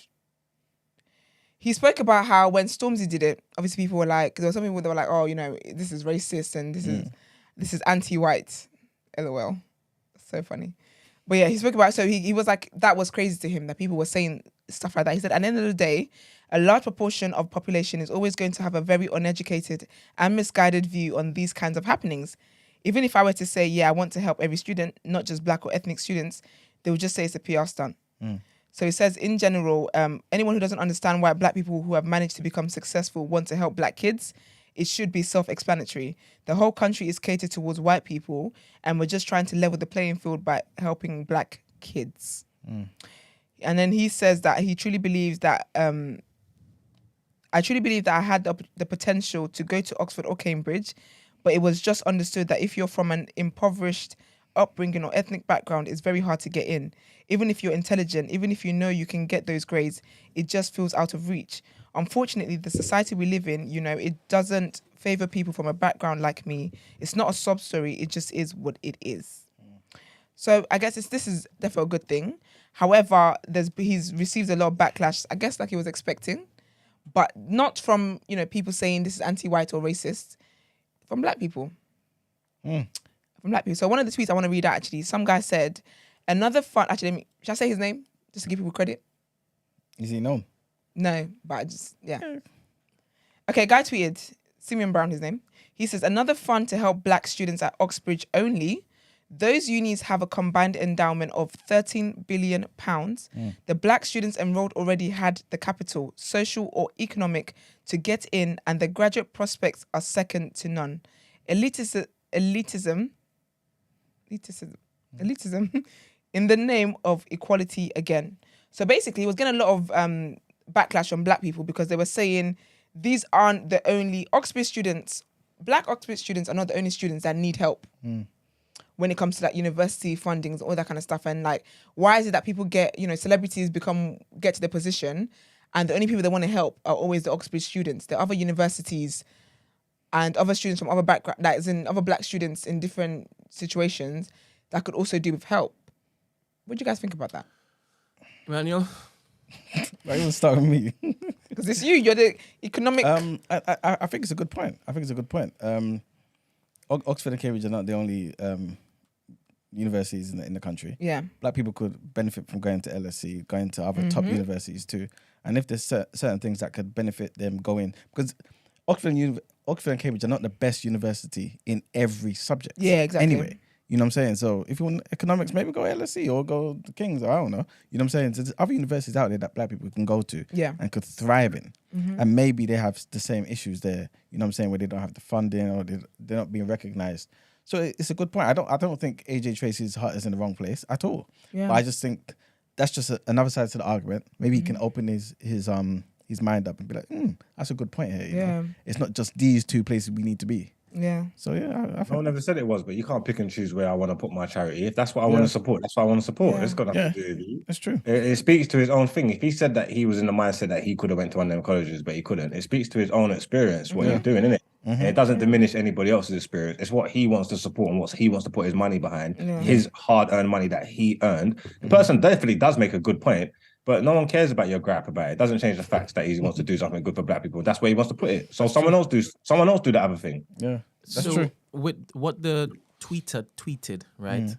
Correct me if I'm wrong. Yeah. He was suggesting that AJ Tracey is giving money to black people who already have the money. The funding. Yeah. Because we did talk about this the other day. Do you remember that conversation we had when we talked about whether, and it was to do with the people that were helping to raise funds, like Oxbridge and something like that.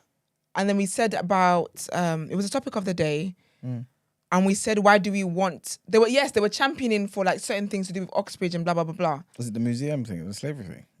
I don't think it was. I think it was to do with education. Okay. And then we said, why do we want to be accepted in these places so badly? I don't It's remember not that, what it yeah, was. but we spoke So about it let me earlier. finish, yeah? please. Thank you. Sorry. So this particular tweeter is assuming that this is where the money is going to black students who already have the P to be there. However, he might be giving it to students who got there through some form of, all right, cool, I made it, I got the grade, but I don't have the P to actually sustain myself there. Yeah. Yeah. And he comes in and says, all right, cool, here you go. Do you understand?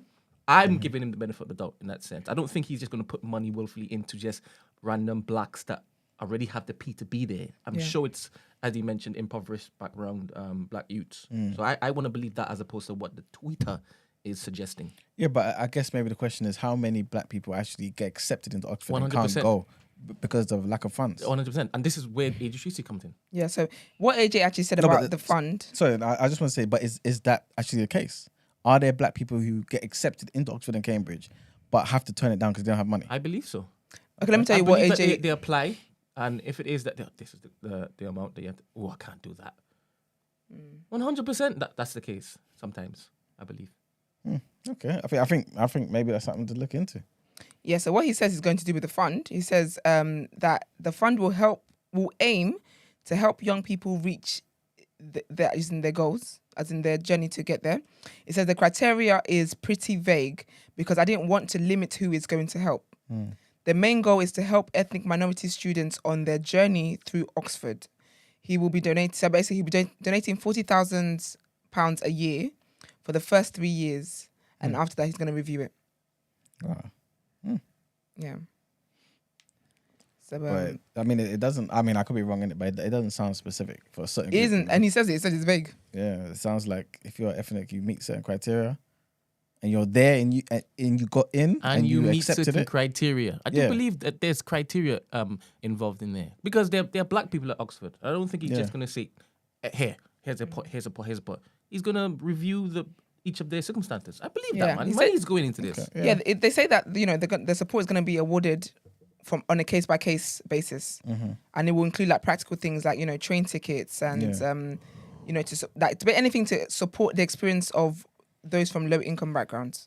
So I think that's quite specific. So it's not like you're gonna, because obviously you've got rich black people. So if you're rich and black and you don't need the help, I don't think that help will be given to you because that will rob another child who can't afford it from that. This is money, man. It's Yeah. his money. Do you know what it is? I know that it's his money and stuff, and I think what he's done is amazing. And I think, like Mark said, actually, there is some kind of there is something personal for him there, especially when he mentions that, you know, he feels that he could have gone to Oxbridge.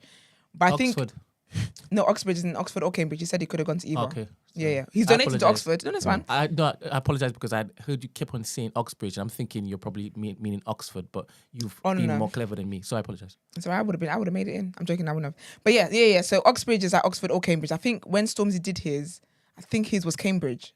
But anyways, so if he feels like he could have gone to one of those schools, it's a personal thing for him as well. But I do think that conversation, hopefully any other celebrities who feel like they want to help will kind of look at other areas as well. I think for me, outside of obviously the negativity and whatever it might have brought on him, it gives people, it kind of opens their way of thinking. Do you know what I mean? So let's not all just think that this is where all the struggling black people are. Because I guess there is that elitism when it comes to Oxbridge as a institution, when really as well there's top with Queen Mary's and LSE and all these other, you know, institutions and stuff like that. So it'd be interesting, but big up him as well. I think to be able to get in a place in your career where you're able to actually do this and put back into your community and help other people. And even he said, you know, one of the reasons why he wants his name attached to it is because he knows some of the kids listen to his music. So that in itself is also inspiring to know that, okay, you know, the guy I listen to, he's cool enough and he's not too cool to care about these issues. I think that's an inspiration for anyone who does anything, has some kind of success, to get to a place where you're able to contribute back to your fans and just your community. That is a blessing that cannot be taken for granted. So big up AJ Tracey for that. Yeah. It's amazing. And then my last bit of news, still on the UK, is Ekin. It's about Love Island. And Ekin-su is just out here doing, honestly, like, she's one of the best people I follow on Instagram. She's just doing amazing things, looking great at the same time. But basically, she says that she was offered the Love Island presenter job. Which is sick, because I don't know that that's ever happened with anyone who's come on the show. I'm sure it has, but I don't really care. They're not Ekin-su. So she was talking to, she had an interview with Pop Sugar, and she said that, you know, they did ask her to do it.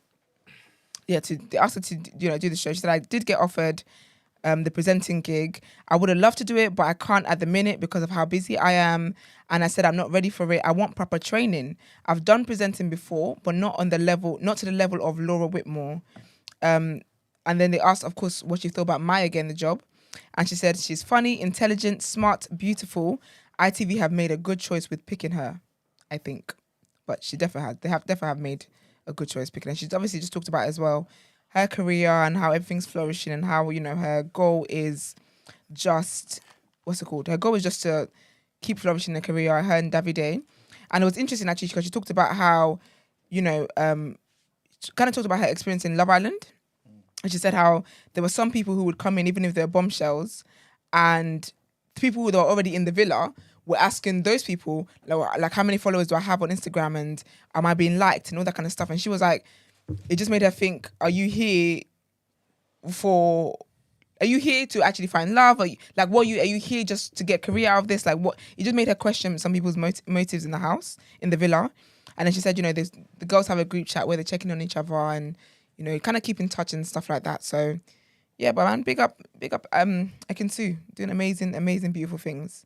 Yep. She's really killing it. Like she's proper killing it. And I think I reported a while ago that she and Davide are going to have their own ITV show where they go on, they kind of go to different places. Obviously, she's from Turkey and he's from Italy. So they're going to have that kind of show. And she's always up and down, always out of the country. And she's loved everywhere. It's amazing.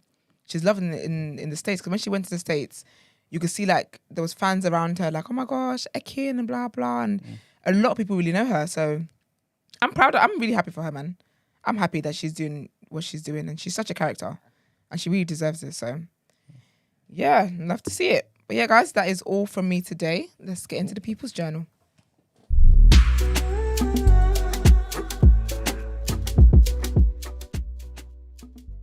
Welcome to the People's Journal. I'll give you the news from an economics point of view. All right, so I'm pretty sure some of you lot are aware already of Jeremy Hunt being the new Chancellor and basically making a statement and basically addressing the things he's going to change in this mini budget. So I just wanted to kind of go through those things and see how they can how they do affect us, especially when you compare it to Kwesi Kwarteng's and Liz Truss's mini budget. To start off, better things have been U-turned basically. With regards to energy bills and the government's energy price guarantee, I mentioned this before that Ofgem, basically who are responsible for these caps, had already capped it, I believe, at some point in September for October to be about 3,500 or so. Liz Truss came in, said she wanted to do something about this, and she reduced it to 2.5. Everyone was obviously happy. Makes sense. And that was meant to be for 2 years, I believe. Well, what happened? I just know what you're gonna say. Oh, okay. So now Jeremy Hunt has basically come out and said, yeah, it's not going to be for 2 years anymore. It's going to be in place for 6 months. So, yeah, it's just going to be basically covering this winter. The Treasury are looking to review the support that was given from April, but Jeremy Hunt said there's going to be a new approach targeting those most in need. So right at the moment, it's more of a blanket thing for everybody. If they do something in April, it's only going to be for those in need, right? So right now, everyone's going to be paying, obviously, for the gas and electricity that you use. So if you use crazy amounts, you will pay in proportion to that. But there is a general cap over everything. So that the average size household in a semi-detached house, for example, will be paying about 2,500 on their annual bill. Last year, in comparison, that was 1,277. So that's almost like, you know what I'm saying, 100% increase. So that's the first thing. Income tax, we already know the higher tax band was already got rid of by Kwesi Kwarteng. They put that back again. So there is, for the top earners, 45%. But also Kwesi Kwarteng also reduced the lower basic band as well. It was 20%. And, well, it still is 20%. But he was going to reduce it to 19%. A lot of people say, oh, yeah, but what's 1p? It adds up, right? You know what I'm saying? It adds up. And if it didn't add up, Jeremy Hunt wouldn't be doing what he's doing now, which is reversing that. So now it's not going down to 19% anymore. It's remaining at 20%. Okay. So those on a, basic tax rate are going to be paying more tax under Jeremy Hunt's economic policy. Remember, all of this affected the pound as well. Not just the two things I've mentioned now, but everything, the whole mini budget affected the pound, and therefore Bank of England had to jump in, especially to deal with inflation and things of that nature. And so mortgage rates went up as well. Because he's reversing this, I'm basically here to say it doesn't mean the mortgage rates are going to go back down again. It doesn't happen that quickly. Hopefully it does. By the moment, people are basically saying a lot of these lenders, these banks are going to likely play it safe. They want to see what the markets are going to do in response to these particular changes that's been implemented. So they're not going to just reduce their interest rates at all, especially as the Bank of England is still saying they're going to increase the interest rates to try and deal with inflation. So it's not really good news in that regard. Some of the taxes that they consider sin taxes, so basically duty rates for stuff like beer, cider, all the alcohol, wine, spirits, all them things there, right? Those were basically going to be increased. That's been cancelled now, right? Spending cuts as well. So basically, another one of the major benefits, such as universal credit, which is I think a lot of people know what that is now, right? Is a blanket benefit, right? Basically, that kind of deals with whatever type of benefit you need.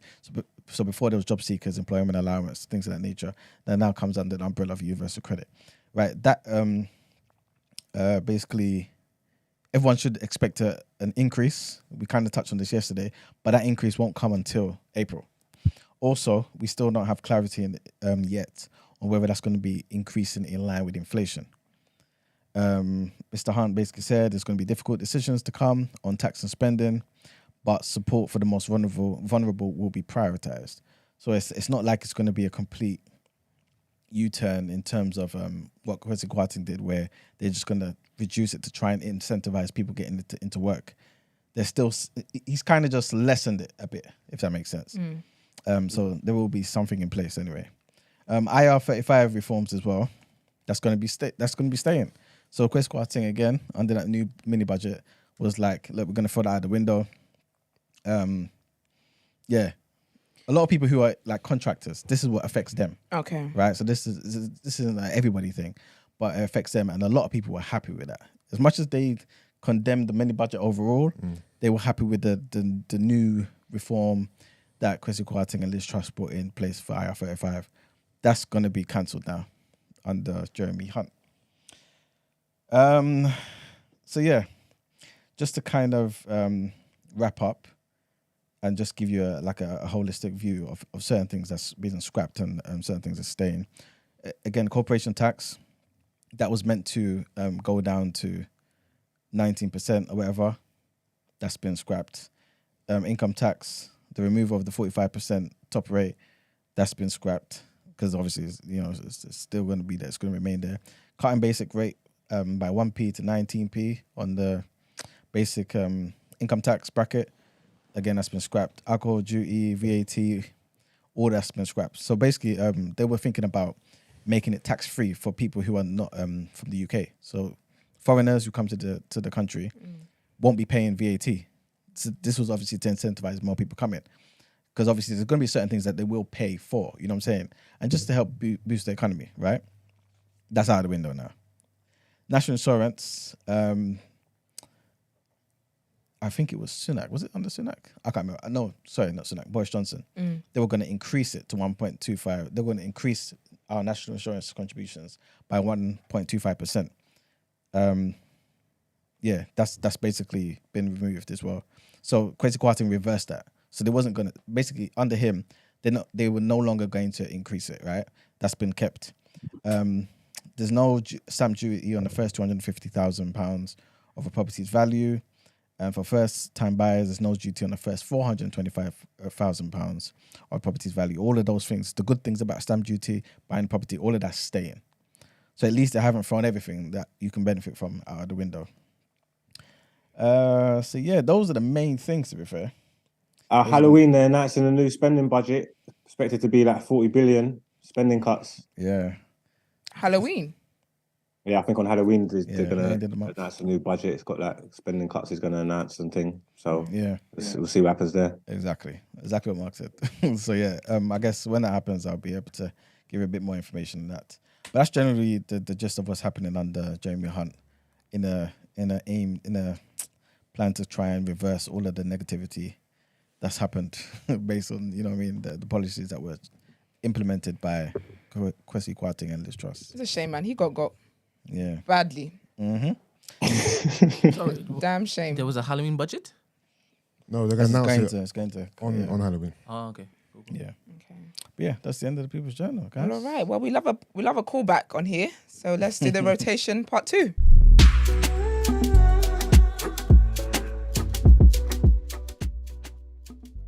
You off? All right, if E-Man's off, should we save Kanye then for another day? Yeah. Oh, we've got to. That's his hero. Are you kidding me? Oh, cool. Yeah, we'll Do that. Actually, it'd be good if we Don't talked about do it it. without him. We can get our shit off. All right, welcome to the rotation part 2. So yesterday, Margs was, he was quite shocked. He was aggrieved at the fact that I never mentioned Rimzee. Like Nora, he was appalled. He was He was disgusted. appalled. You know what I mean? Appalled. Was it appalled or appalled? Appalled. Appalled. He was I'm appalled. appalled. Appalled. So we're gonna get into Rimzee today. So Rimzee released his third, let's call it album, project, mixtape, whatever you want to call it, called Mixtape, yeah. Called Cold Feet. Right. 18 songs, 50 minutes. You got features on there from the likes of K-Trap, Young Ads, Tiggs the Author, Gigs, Afro B, Emily Sande, Maverick Sabar, Snap Capone, to name a few. I'm going to head over to my street correspondent, Margs, for your first take. What's your thoughts on the mixtape, sir? Oh, you're pushing it on me, yeah? I'm going to give my take Rightfully first. so. I'm going to give my take first, but you were the one who, you fought for this part 2. You So, said I did this for y'all. yeah, so go on. Yeah, I mean, everybody knows. I think from my reaction, I think everybody knows what I think. I think it's a solid project. You get me? Like UK rap, hip hop. It's just a dope representation of music. It sounds like a throwback to a time that of yesteryear. You get me? Like music's changed a lot with all the drill and the swing stuff and the Afrobeats and like that. It's not. Sometimes it can get diluted, but this is like proper rap. Rap. I say, like, if you're a UK rap fan, I think he delivers like to the highest degree. And it's mad because it's not even like, I always thought Rimzee was all right. He's good. He's someone I listen to, but like I wasn't like a Rimzee fan like that. Yeah. I'm not running around championing him and that. But I listened to this project, and I'm saying honestly, this is probably the best project I've heard all year. Okay. As far as just like music, like UK rap goes, it's probably the most well put together. It's the cleanest. It gave me everything what I would expect from that kind of road rap. You know what I'm trying to say? It's just done clean. You get me? That like the features are done, used well. Look, you've got Maverick Sabre on there. Yeah. Give him a nice clean hook. I like Maverick's voice. I think he's cold. He spit up LB and ads for whatever reason, but it worked because that tune with K-Trap and LB, that's one of the best verses I've ever heard LB. Spit. That's the best I've ever heard in rap, to be totally honest with you. Okay. You get me? Like it just done a lot for me. You get me? So I listened to it and I was like, nah, this is cold. So when I was saying yesterday, it wasn't because like you missed it, it's because I felt like you was missing out. Okay. Yeah, no, I agree. Yeah, in terms of what you said about it being like a throwback to proper like authentic street rap, I agree with you. In terms of like the beats, you know, the content, it's like he's not, you can tell he's talking from a real place. He's not like, you know, trying to glamorize it, trying to make it fancy, trying to talk about all the perks of the job per se. He's more giving you like the real raw. In terms of his career, correct me if I'm wrong, he went to prison for 6 years, isn't it? Yeah, he went to prison for a long time, yeah. Yeah, because I was just looking at his discography, right? So you've got his first project was the Upper Clapton Dream, which came out in 2012. And then there's a massive gap. His next project comes out in 2020. So I only heard of him in 2020. I never knew about him before. So well, he wasn't as popular when he went to prison, but obviously he came out to a lot of fanfare because he was rapping. You know, he went to prison for like shooting at the police and shit like that. Oh, is that what it was? Okay. I'm sure the videos. Yeah, I'm sure it was them. Like they busted the boy them and whatever. So obviously, like allegedly. It's not allegedly. It's on fucking camera. He's on his time for it. I don't give a shit. And also, he served his time. So yeah, allegedly. You can see that shit on camera. That nigga did that shit. He's from the streets. He's the realest nigga living. Fuck we talking about? I had no idea that was the backstory. Okay.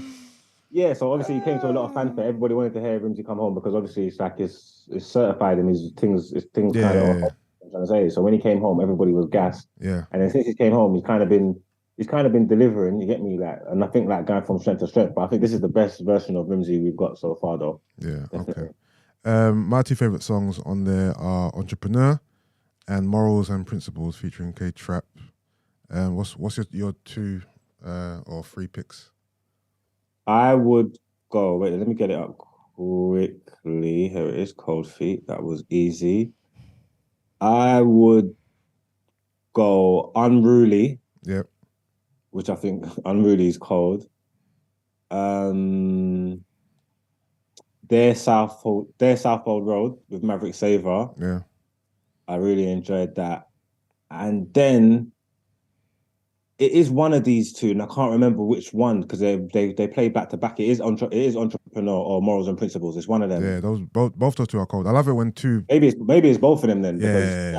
Yeah. When two cold songs come back to back, that's epic stuff. Yeah, that little segment's cold. Yeah. Good project, man. No, good project, and I'm impressed with the levels of features he was able to garner as well, especially him being independent. To get Emily Sandé, to get Maverick Sabre is not that big nowadays, but Maverick Sabre is like a throwback. He was big back in the day, and even just to get K-Trap on here, gigs on here, I'm impressed with the just the way the whole project was put together, man.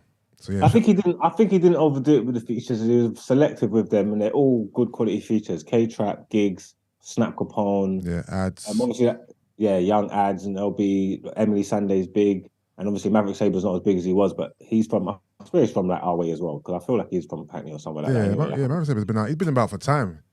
Yeah, he's from down that way. So I think he was very good with his with his feature choice. Yeah, he didn't overdo it. Got Tiggs off on there as well.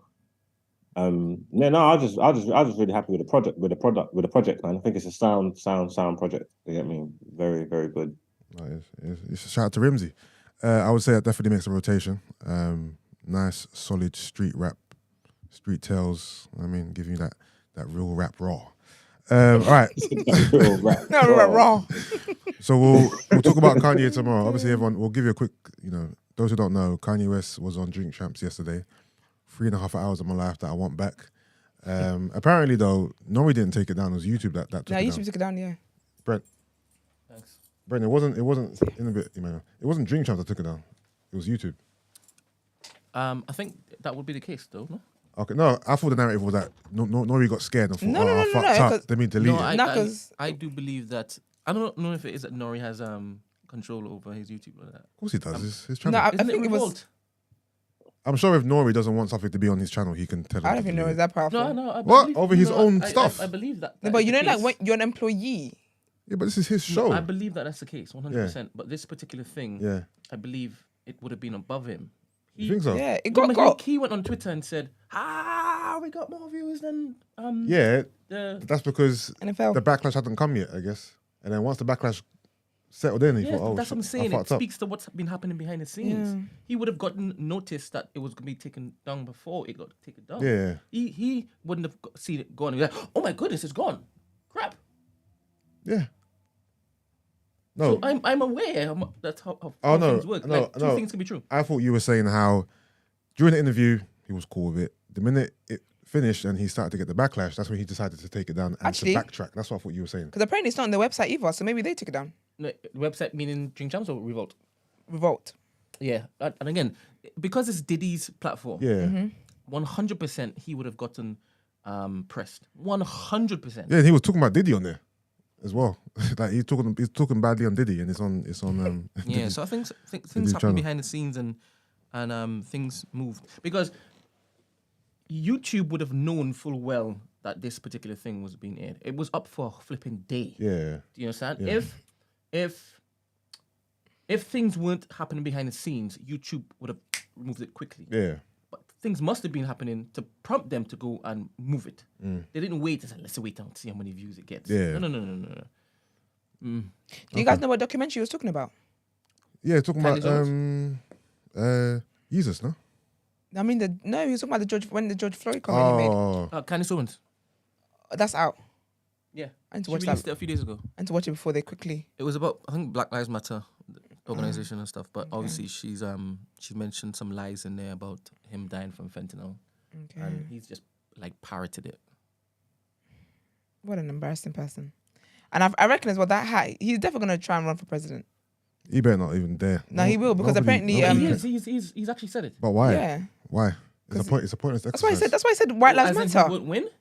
He's No, gonna they- get the funding.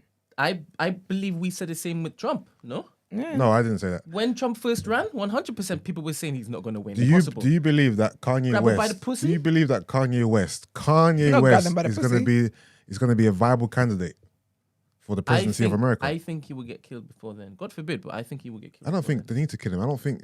Do you think Kanye has droves of followers? then.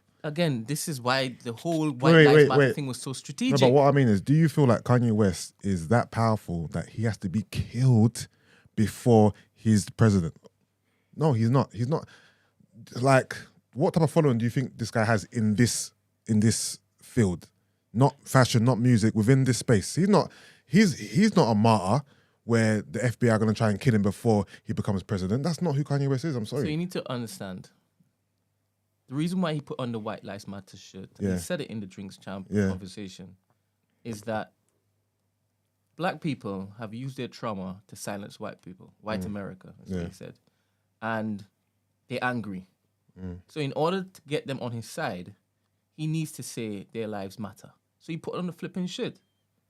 you- He's running for I'm not saying president he in ain't. 2024. I'm not saying he ain't running. He I'm has saying he ain't got a advisors. chance in I hell. hear what you're saying. He has advisors telling him, Yeah. you need to win over the white crowd. And do you think this is working? 100%. I think white. He went on Tucker Carlson. Hear me out, Brent. I He think stood next to Candice Owens. I'm not buying any of it. He's pitching himself I'm as a not good buying. black. I'm not buying anything. I think black or whites are both looking through this man as this is all bullshit. I don't think white men are at home thinking, oh my god, yeah, let's back Kanye because of this. I think they're looking at this guy like he's an idiot as well. I don't feel like anyone's looking at him and taking him seriously. I'm sorry, I can't. All right. So basically, Candice Owens' husband owns a platform called Parley. And it basically is about free speech. And it's basically a social media app. You get Yeah. to say whatever. And Kanye is basically going to buy it. Yeah, I read that he bought it. Yeah. already. And obviously that's Candice. I think he's going to try and run for president. Whether he's going to win or not, that's a different situation. But he is going to put himself forward to run for Yeah, it. I swear he did And before. I think Yeah, No? but that wasn't really. I'm He just said sure he it. did before. That was fake. Oh, that was just him Yeah, saying it. He didn't yeah, that was actually- him saying he didn't do it. it officially. Fake. Yeah. That was fake. And I But think he the was hat- just testing the waters, but he's definitely running. Yeah, because the hat says 2024. That's when the next elections are up. And I think also He's not gonna get no votes, Candace bro. Owens is going to run for as his VP. I strongly believe that. Kanye West ain't. He's not even a viable. He's not even gonna get. He's not gonna get. He'll get traction, like he'll get coverage, but he's not gonna be. He's not a strong candidate. Come on, this is all. Anyway, It's mad. But before I go, I need to give. I actually want Brent to put this guy in. Sorry, not Brent. Sorry, Mark to put him in. Down out here, French Montana just released a song. A song yesterday, yeah, called "Whipping It Slowly," which is a remake or a sample of "Killing Me Softly." Obviously, "Killing Me Softly," the original. Whipping it slowly with his fork. Oh, that's gonna go off. It's gonna catch. With his what? No. with his what? What? With his What did fork, you say? Whipping it slowly, like whipping a crack. With his fork. Oh, I thought he said. Yeah. So he's sampling the Fugees hit "Killing Me Softly," but the Fugees obviously And he killed us. remade that from Roberta Flack in the 70s. So it's a remake of a remake of a remake, right? But the rapping part with the rapping beat is decent, but the chorus is egregious. It's making me sick. Yeah. Like bring back when singers, R&B artists done the hook. If he put an R&B artist on the hook, like a Snow Allegra or something, then I'm vibing to it. But this off-key singing here is disgusting. French, knock it off. I think it's gonna be easier to like seep into our minds, yeah, because we're so familiar with it. Like we know it, innit? You get what I'm trying to say? So even though that is terrible, yeah, he can't sing anyway, so you don't expect him. So it's like if the rapping's half decent, you can kind of like put up with that bit or ignore it or whatever it may be. I don't think it's gonna. I don't know. It's not gonna go off like that. It's gonna go off. And the issue is there's more chorus than rapping. He does a chorus like 3 times and he raps once like 16 bars. So there's not enough rapping to bring me on side. Yeah, and this is one of my favorite songs of all time, by the way. Like "Killing Me Softly" by the Fugees is one of my favorite songs of all time, and he just butchered it.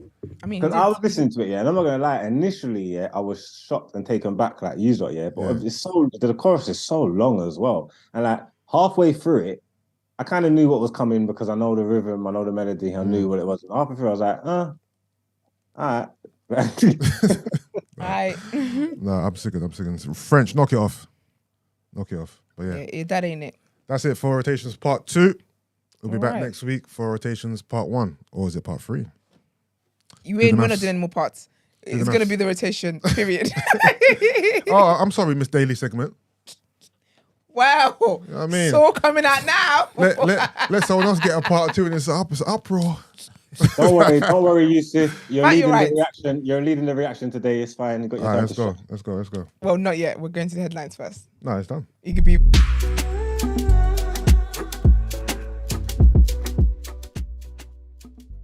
Countries pull out of Eurovision contest.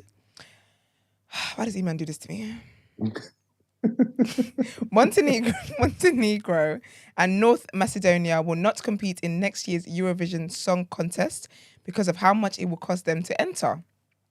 Broadcasters pay a fee to take part in the competition, but the amount differs depending on the size of the country.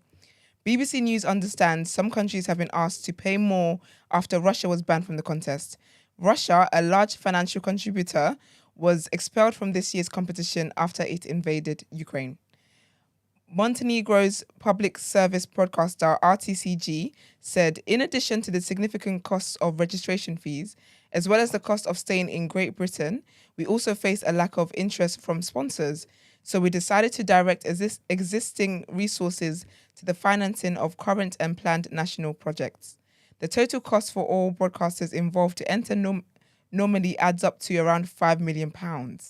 But exactly how much each participant pays isn't made public. It is also understood some other countries considered withdrawing as a result of the additional cost. Between £8 million and £17 million is expected to be paid by the BBC to stage the event on behalf of Ukraine in Liverpool in May 2023. That is basically our topic of the day. You don't might be surprised, but there's someone somewhere who needed that information. Yeah, basically. So I'm sorry for your that your favourites aren't gonna compete. But also, I saw this over the week. This is mad. So Mason Greenwood is back in trouble. Manchester United footballer Mason Greenwood has been remanded into custody after appearing in court charged with attempted rape. My apologies, that was a trigger warning there.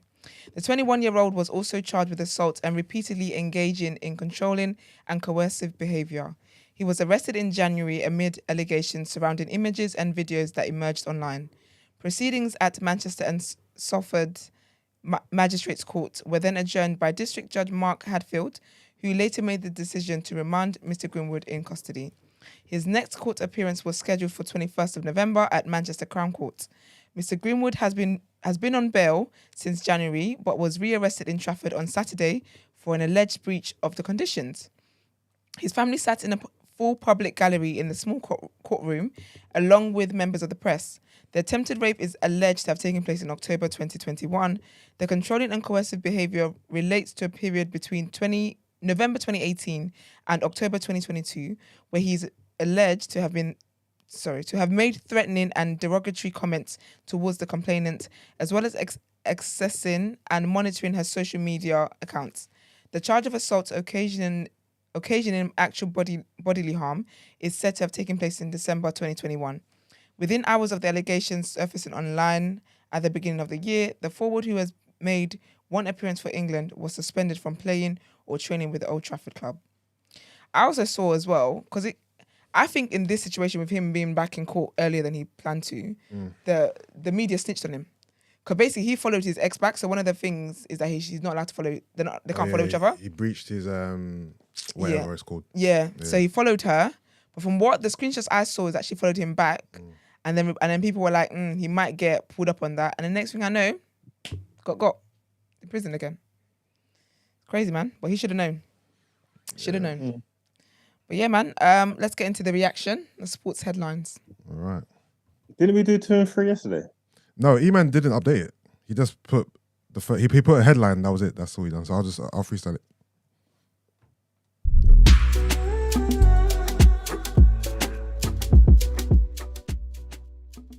In your daily sports segment, sports roundup, sports, all of that.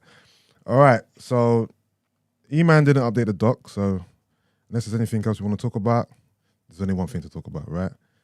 There's only one thing worth talking about in the sports world anyway. Karim Benzema, the France and Real Madrid international, the 34-year-old legend, has finally won his first ever Ballon d'Or. Can we get a round of applause, Brent? Yay! Did you see that he brought his gal and his baby mother? Yeah. Listen, Benzema did it for the streets. Brent, where's the... Maybe Brent doesn't think he deserves one. Yeah, one job. Benzi, baby, did it for the streets. And also, his outfit was I know you saw the screen grabs online yesterday. So he dressed up as Tupac. Is he a black man? Who? Benzema. No, he's Algerian. North Africa. They're not black. No, but he ain't black though. Is that cultural He's Cultural cultured appropriation? though. If So you he see his just social Tupac. media, What are you talking about? if No, you okay. see his social media and the way he moves, he's dripping. All right, cool. Hold on. He's definitely cultured. Did you think he had blackface? Wait. I think we've got to let her know who Karim is. I don't think she understands who he is. Karim Benzema is the coolest footballer to ever live. Is it? Mr. Drippy. He used to date Rihanna, by the way. Let me go and check who this man is. Yeah. Okay. He's dated many a video vixen. You know what I mean? Not many a video vixen. Like no, he's drippy. He's flagrant with it. He's stylish. He's fashionable. He's cool, innit? I think I might have seen some. Yes, I did. Someone said he's really, really cool, because you know how everyone loves David Beckham as in the girls. Yeah. We think he's just really good looking. Yeah. And they were saying he's very second place. Yeah. So The things I he does on don't agree with that, by the social media, like with his yard and the car, Yeah, just the lifestyle shit. yeah, lifestyle. Yeah, lifestyle. Some up people can do it and it's like cringy or something. Yeah. This brother just makes his life look so wavy, cold yeah. and lit Okay, and sir. dope. I don't understand. He just dope, to be honest with you. No, he's Like, dope. big He's up- dope. He's dope. Big up Benzi. Big up Benzi. And I feel like his Ballon d'Or was well deserved. You know, Real Madrid won Yeah, Champions. for the year he had, definitely Yeah. was the best thing moving. I know what that is, but just for people who might not know what that is, let them know what it is. Yeah, so he won Champions League, which is obviously the biggest trophy in European football. He won the La Liga with Real Madrid. I believe he was top scorer for Real. I'm not sure in La Liga in totality. If E-Man done the headline, I'll have more. No, you called it out. Basically, Esther, the Ballon d'Or is awarded. Oh, you mean what to the a Ballon d'Or footballer. is? Yeah. Oh, sorry. I thought you meant what? Okay. Yeah, it's an award given to footballers as recognition as the best footballer in the world. Yeah. Oh, wow. Yeah. Basically. Yeah. Oh, wow, He is- okay. He is for that year period, whatever it was, he is number one. He is the best footballer in the world. That's sick. Sorry, I didn't know what you meant. Yeah, but yeah, that's basically what it is. Man, like The best footballer. Real Madrid actually came third in Team of the Year. So Man City came first, Liverpool came second, Real Madrid came third. People were surprised by that Real Madrid became third because they won Champions League. Saka missed out on is it the Golden Boy? I think it was Who won Golden Boy? Pedri, I believe. Okay. Let me double check. It was either Pedri or Gavi. Let me make sure I'm giving the correct information. And then it was Gavi. Sorry, it was Gavi. Yeah. Okay. It was Gavi. He won as well. So yeah, man. Shout out to Benzema. Well deserved. He's the oldest player ever to win Ballon d'Or, by the way. Oh, is he? Yeah, at 34 years old. Benzema's like a Rolls Royce, man. Like, you know what I mean? I'm looking at his Instagram. Yeah, I see what you guys are talking about. He's one of them players that gets better with age. Him, Lewandowski, Ibrahimovic. I mean, those type of players there. But yeah, man, that's all that happened. Anything else happened yesterday with sports? No, that's about it, you know. Brent, did anything else happen yesterday? Well, Marks, the NBA's back. Yeah, pre-season though, innit? No. Pre-season done. Well, that game last night was not last night. The night before. No. The Lakers opened up against the Kings. Wasn't that a pre-season game? No. Opening night. All the games you've seen already are pre-season. I'm saying, I think from today onwards, I believe. Oh, so the Thursday night games and that's all original first season. I believe so. Like first game of the season. Let me double check. I believe so. That would be good. Yes. So all games from now is official now. So I believe the first game is Celtics versus 76ers, which is coming on today at 12:30. Okay, cool. We don't have to get super duper heavy. Obviously, I love basketball. I'm going to do it. Obviously, the basketball season's super long, yeah. And I don't think it's really no one don't really care about basketball from until December. Yeah. Especially from February to a thing. And it's because the season's so long. Obviously, it's different for us over here because we're in England, isn't it? Of course. But in America, the schedules it's weighted towards the end because football season's still on and American football finishes in February. So then after the Super Bowl, everybody jumps onto the NBA. Yeah. So you get a lot of the big matches in the later end of the season. Like beginning part of the season, the scheduling's a bit, the games are not super important like that. Obviously, you're going to keep an eye on it. And keep an eye on it, but with the business end, we'll start a little bit later. Yeah, of course. When it comes to NBA, no one really cares until it's the playoffs. So we'll keep an eye on it, but in terms of reporting, unless something big happens, playoffs is where it's at. Yeah, I would say that December, January time is time to start looking at anybody out in the lead now and doing good now. It's minor. To be expected because they've probably got easier scheduling and stuff like that. Like, no one ain't really business in that, but it'll be good to get basketball back though. Of course. I don't know how it's gonna work. That means I'm gonna be up late nights. Yeah, I know. I know it's early. Who's your pick for? We'll do three ways. Who's your pick for the West? Who's your pick for the East, and who's your pick to win overall? Well, I'm not gonna lie. I don't even know how the teams are constructed. I haven't been paying attention. I haven't been paying attention to pre-season or the trades. So I don't know exactly what's going on. Okay. I'm a Kyrie Irving stan, so I support whatever team he follows. Nets. So my pick for the East will be Brooklyn Nets. Okay. And that's not going to change. Yeah. Whoever Kyrie plays for, that's who I support. That's just how I watch basketball because I don't care about none of these people. Yeah. In the West, do you know who I might pick as a dark horse for the West? The Clippers. I don't know because Golden State are going to be good again, but the Phoenix are coming. I don't know. Nah, Marks. The Phoenix, they came. It's over now. I don't think the Suns are getting back to where they were the last 2 years. They've been playing good. Is Paul still? Yeah, Paul still. Remember there was bare turmoil around DeAndre Ayton's contract, and he wanted to leave. Like they ain't looking the same. They even got blown out by some G League team. Like blown out. Yeah. I don't think this, unless they get it together again. I feel the Suns are kind of out of it a little bit. I don't think they're going to be like 1 and 2 seed again. All right, I look forward to the Mavericks because Luka might be my favorite player in the West. Luka or Ja Morant. Yeah, Ja's my two favorite players in the West. They're lit. But I probably might go Golden State again if they got it together, because they're a problem. Yeah. I don't really have a pick right now, but I'll say who my heart wants to win. Obviously, LeBron's my guy, so I don't think LeBron will ever win a ring again, especially not the Lakers. He has to leave to win a ring. But I've seen the Lakers. The Lakers are in the mud. Have you seen what Westbrook's been doing? big time in the mud. They need to get rid of the Westbrook immediately. The thing is, Have you seen what he's doing? Yeah, he's basically just not being a part of the group, innit? He's doing his thing over there, kind of thing, innit? So I hope the Lakers win, even though I don't think they will win. In the East, if the Nets can get it together, Kyrie, Ben Simmons, and Kevin Durant, it's a no-brainer. But will they get it together? That team is so weird. And Golden State in it, same team as last year.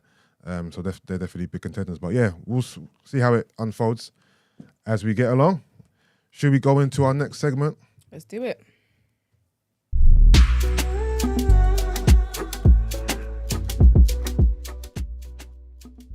Does it mean?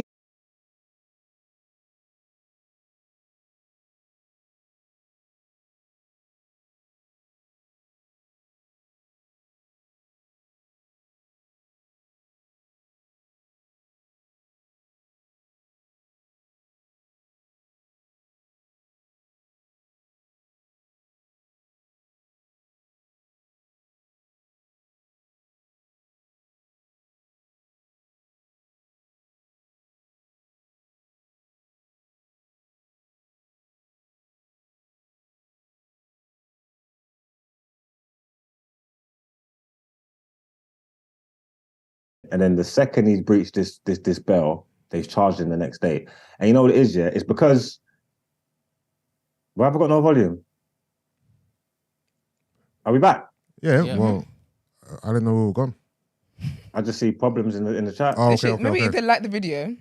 Oh, did Brent do his thing again? I don't think he didn't, but I think someone out there is looking out for us. Yeah. You're going now. No good. Are we good, yeah? Yeah. So did they hear any of that? No, they they don't know who you're giving the done out there to. So you could say it again. All right. Well, I won't go do the whole monologue what I was going to do. But do a monologue. And then Huh? you just You didn't do a put a couple monologue. sentences together. So the monologue. Come on now. Mason Greenwood is going to have to be done Out Ere today. I think it's only fair. It's only right. And like I said, he's been on bail, since January, and they haven't been able to bring any charges against him. And then now, second that instantly, he's breached his bail, they've charged him. I've got a theory, what this is because of, So obviously, he had rape charges, and they couldn't bring them against him. There's been rumors that him and his girl been seeing each other, been even together for the past few months and stuff like that, whatnot. So if they was going to reconcile and work it out, because they're kids and people go through things in relationships all the time, even though we see it displayed in public, that kind of is what it is. If they was going to be prepared to work it out, the CPS wouldn't have really had a strong case for the rape, if that makes sense. And that's why I feel like they hadn't charged him in all this time. You know what I'm trying to say? So when he's got the bell, boom, boom, boom, boom, boom, and then now he's losing the public court of opinion, isn't it? Because he's been vilified. Everybody thinks he's a piece of shit, boom, boom, boom. So he's gone back to the public again to try and change the perception. And that's why they followed each other, because they would have known people would have seen that and made it aware of that. You know what I'm trying to say? So he's following her, she's following him. Oh, actually, maybe they're all right. The stories come out, boom, boom, boom, boom, boom. And then public opinion kind of starts to change. And so he was trying to control his own narrative. And I think the CPS thought that was very, very rude, what you're trying to do, because then the whole rape case is going to go out the window. Like, we told you not to do that. You think you can beat us, basically. So then that's when they said, all right, cool. You've actually breached bail here because you're not supposed to be contacting each other. All right, boom, you're being nicked. Now he's gone to court for bail. They said, nope, no custody, you're being remanded. And the charges that they slapped on him, it's not rape, it's attempted rape. Like, do you know what I'm trying to say? Like, and I can't remember exactly, I haven't got it in front of me. I can't remember exactly what the other ones are, But the ones that they slapped on him now, they can actually prove them. You get me? Because if they could have proved the rape, if the girl was gonna, what's the word? Recant? All that stuff, then they would have been, if they could have proved the rape, I think they would have charged him ages ago. But I think now, because she was going to recant and do all that stuff, they don't need him to prove attempted rape. There's enough rhetoric out there. There's video. I don't know what kind of conversations they've had or the coercive behavior. They could even spin her following him into coercive behavior and stuff like that. So now they've even got a stronger case when it's attempted rape and the coercive behavior and that kind of stuff. They've got a stronger case against him now. And I think That's why they've charged him, and that's why they've sent him in jail, because he tried to be too smart for his own good, and he tried to go against the system and try and control his own narrative, and they weren't feeling that, and that's why he's an idiot, really and truly. He should have just stayed in his lane and complied and done what he was supposed to do, but he tried to be smart. Again, this is just a theory of mine, but it makes sense. You get me? If you're listening to what I'm saying, and this is why he's done it. He's done. The guy's basically ruined his career. I mean, you're always gonna find someone that will pay you to play football. Ched Evans got a job again.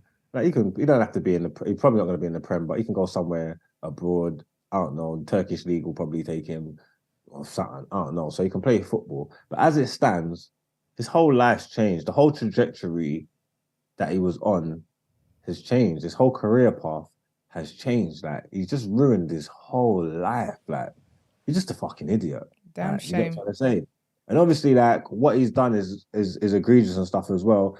I'm not until like more information comes out. I will kind of hold my opinion back on that, because people do all kinds of things in relationships, whether they're wrong or right. But everybody does different things behind closed doors, and they're prepared to work it out and stuff. I've seen a lot of toxic relationships with people that want to stay together and do things. And if that was put in the public eye, both of them or even one of them will be vilified or whatever. But it works for them. I don't really get involved in people's business too much, because I don't know what's going on, especially if they want to work it out and move forward and reconcile their relationship. So it's not my business to get involved in people's business like that. But when things come out in public and you put it in public forum, we're allowed to pass our opinion on it, so anybody can feel how they want to feel about you. So I understand that. But I just think this guy's an idiot, and I just don't think he just took his life seriously, and the opportunities that he had in front of him, the future that he had. And yeah, it's just, he's done out here, man. He's an idiot. It's a waste of life. You get me? He's done. I don't think he'll ever kick ball in a Man United shirt ever again. I didn't think that he would have anyway before he even got charged or whatever, just because it's such a big club and they just can't be associated with all that shit. So yeah, I don't know. I want more information to come out and just to see, so we know really, really the ins and outs of what's going on and what happened and all that before I start overly cursing him. So he can forward back if that's the case. I don't know if he deserved of it again. I will speak on it again. But as it stands for now, just for him trying to outsmart the system and fucking himself, and now he's in prison. How long has he got to do? When's the court hearing? He's got to do at least November. 4 or 5 weeks or something like that. Yeah. Oh yeah, you don't want that. He's down bad. He's down bad. And especially if anybody in the prison wants to take it upon themselves to do jungle justice because they see him as a rapist or whatever, yeah, could be tough times for little man, boy. So Not for little man. yeah, no, yeah, he's definitely done it here. But I will follow up on it when I get more information. But like I said, that was my theory. I think it makes sense if you read between the lines. That's what I'm saying. Mason, man. Oh, sorry, not man. Oh, that was rude. That was rude. I'm so sorry. I don't get it. Sorry. Mason Mount is a whole Greenwood. other player. Oh wow. They don't do what the Mason BBC and Sky Greenwood. do.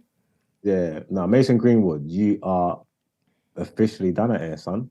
Right. And yeah, let's get into our outro. I need to get some sound effect for that. Yeah, I will try. Right, let's get into outro. Bren.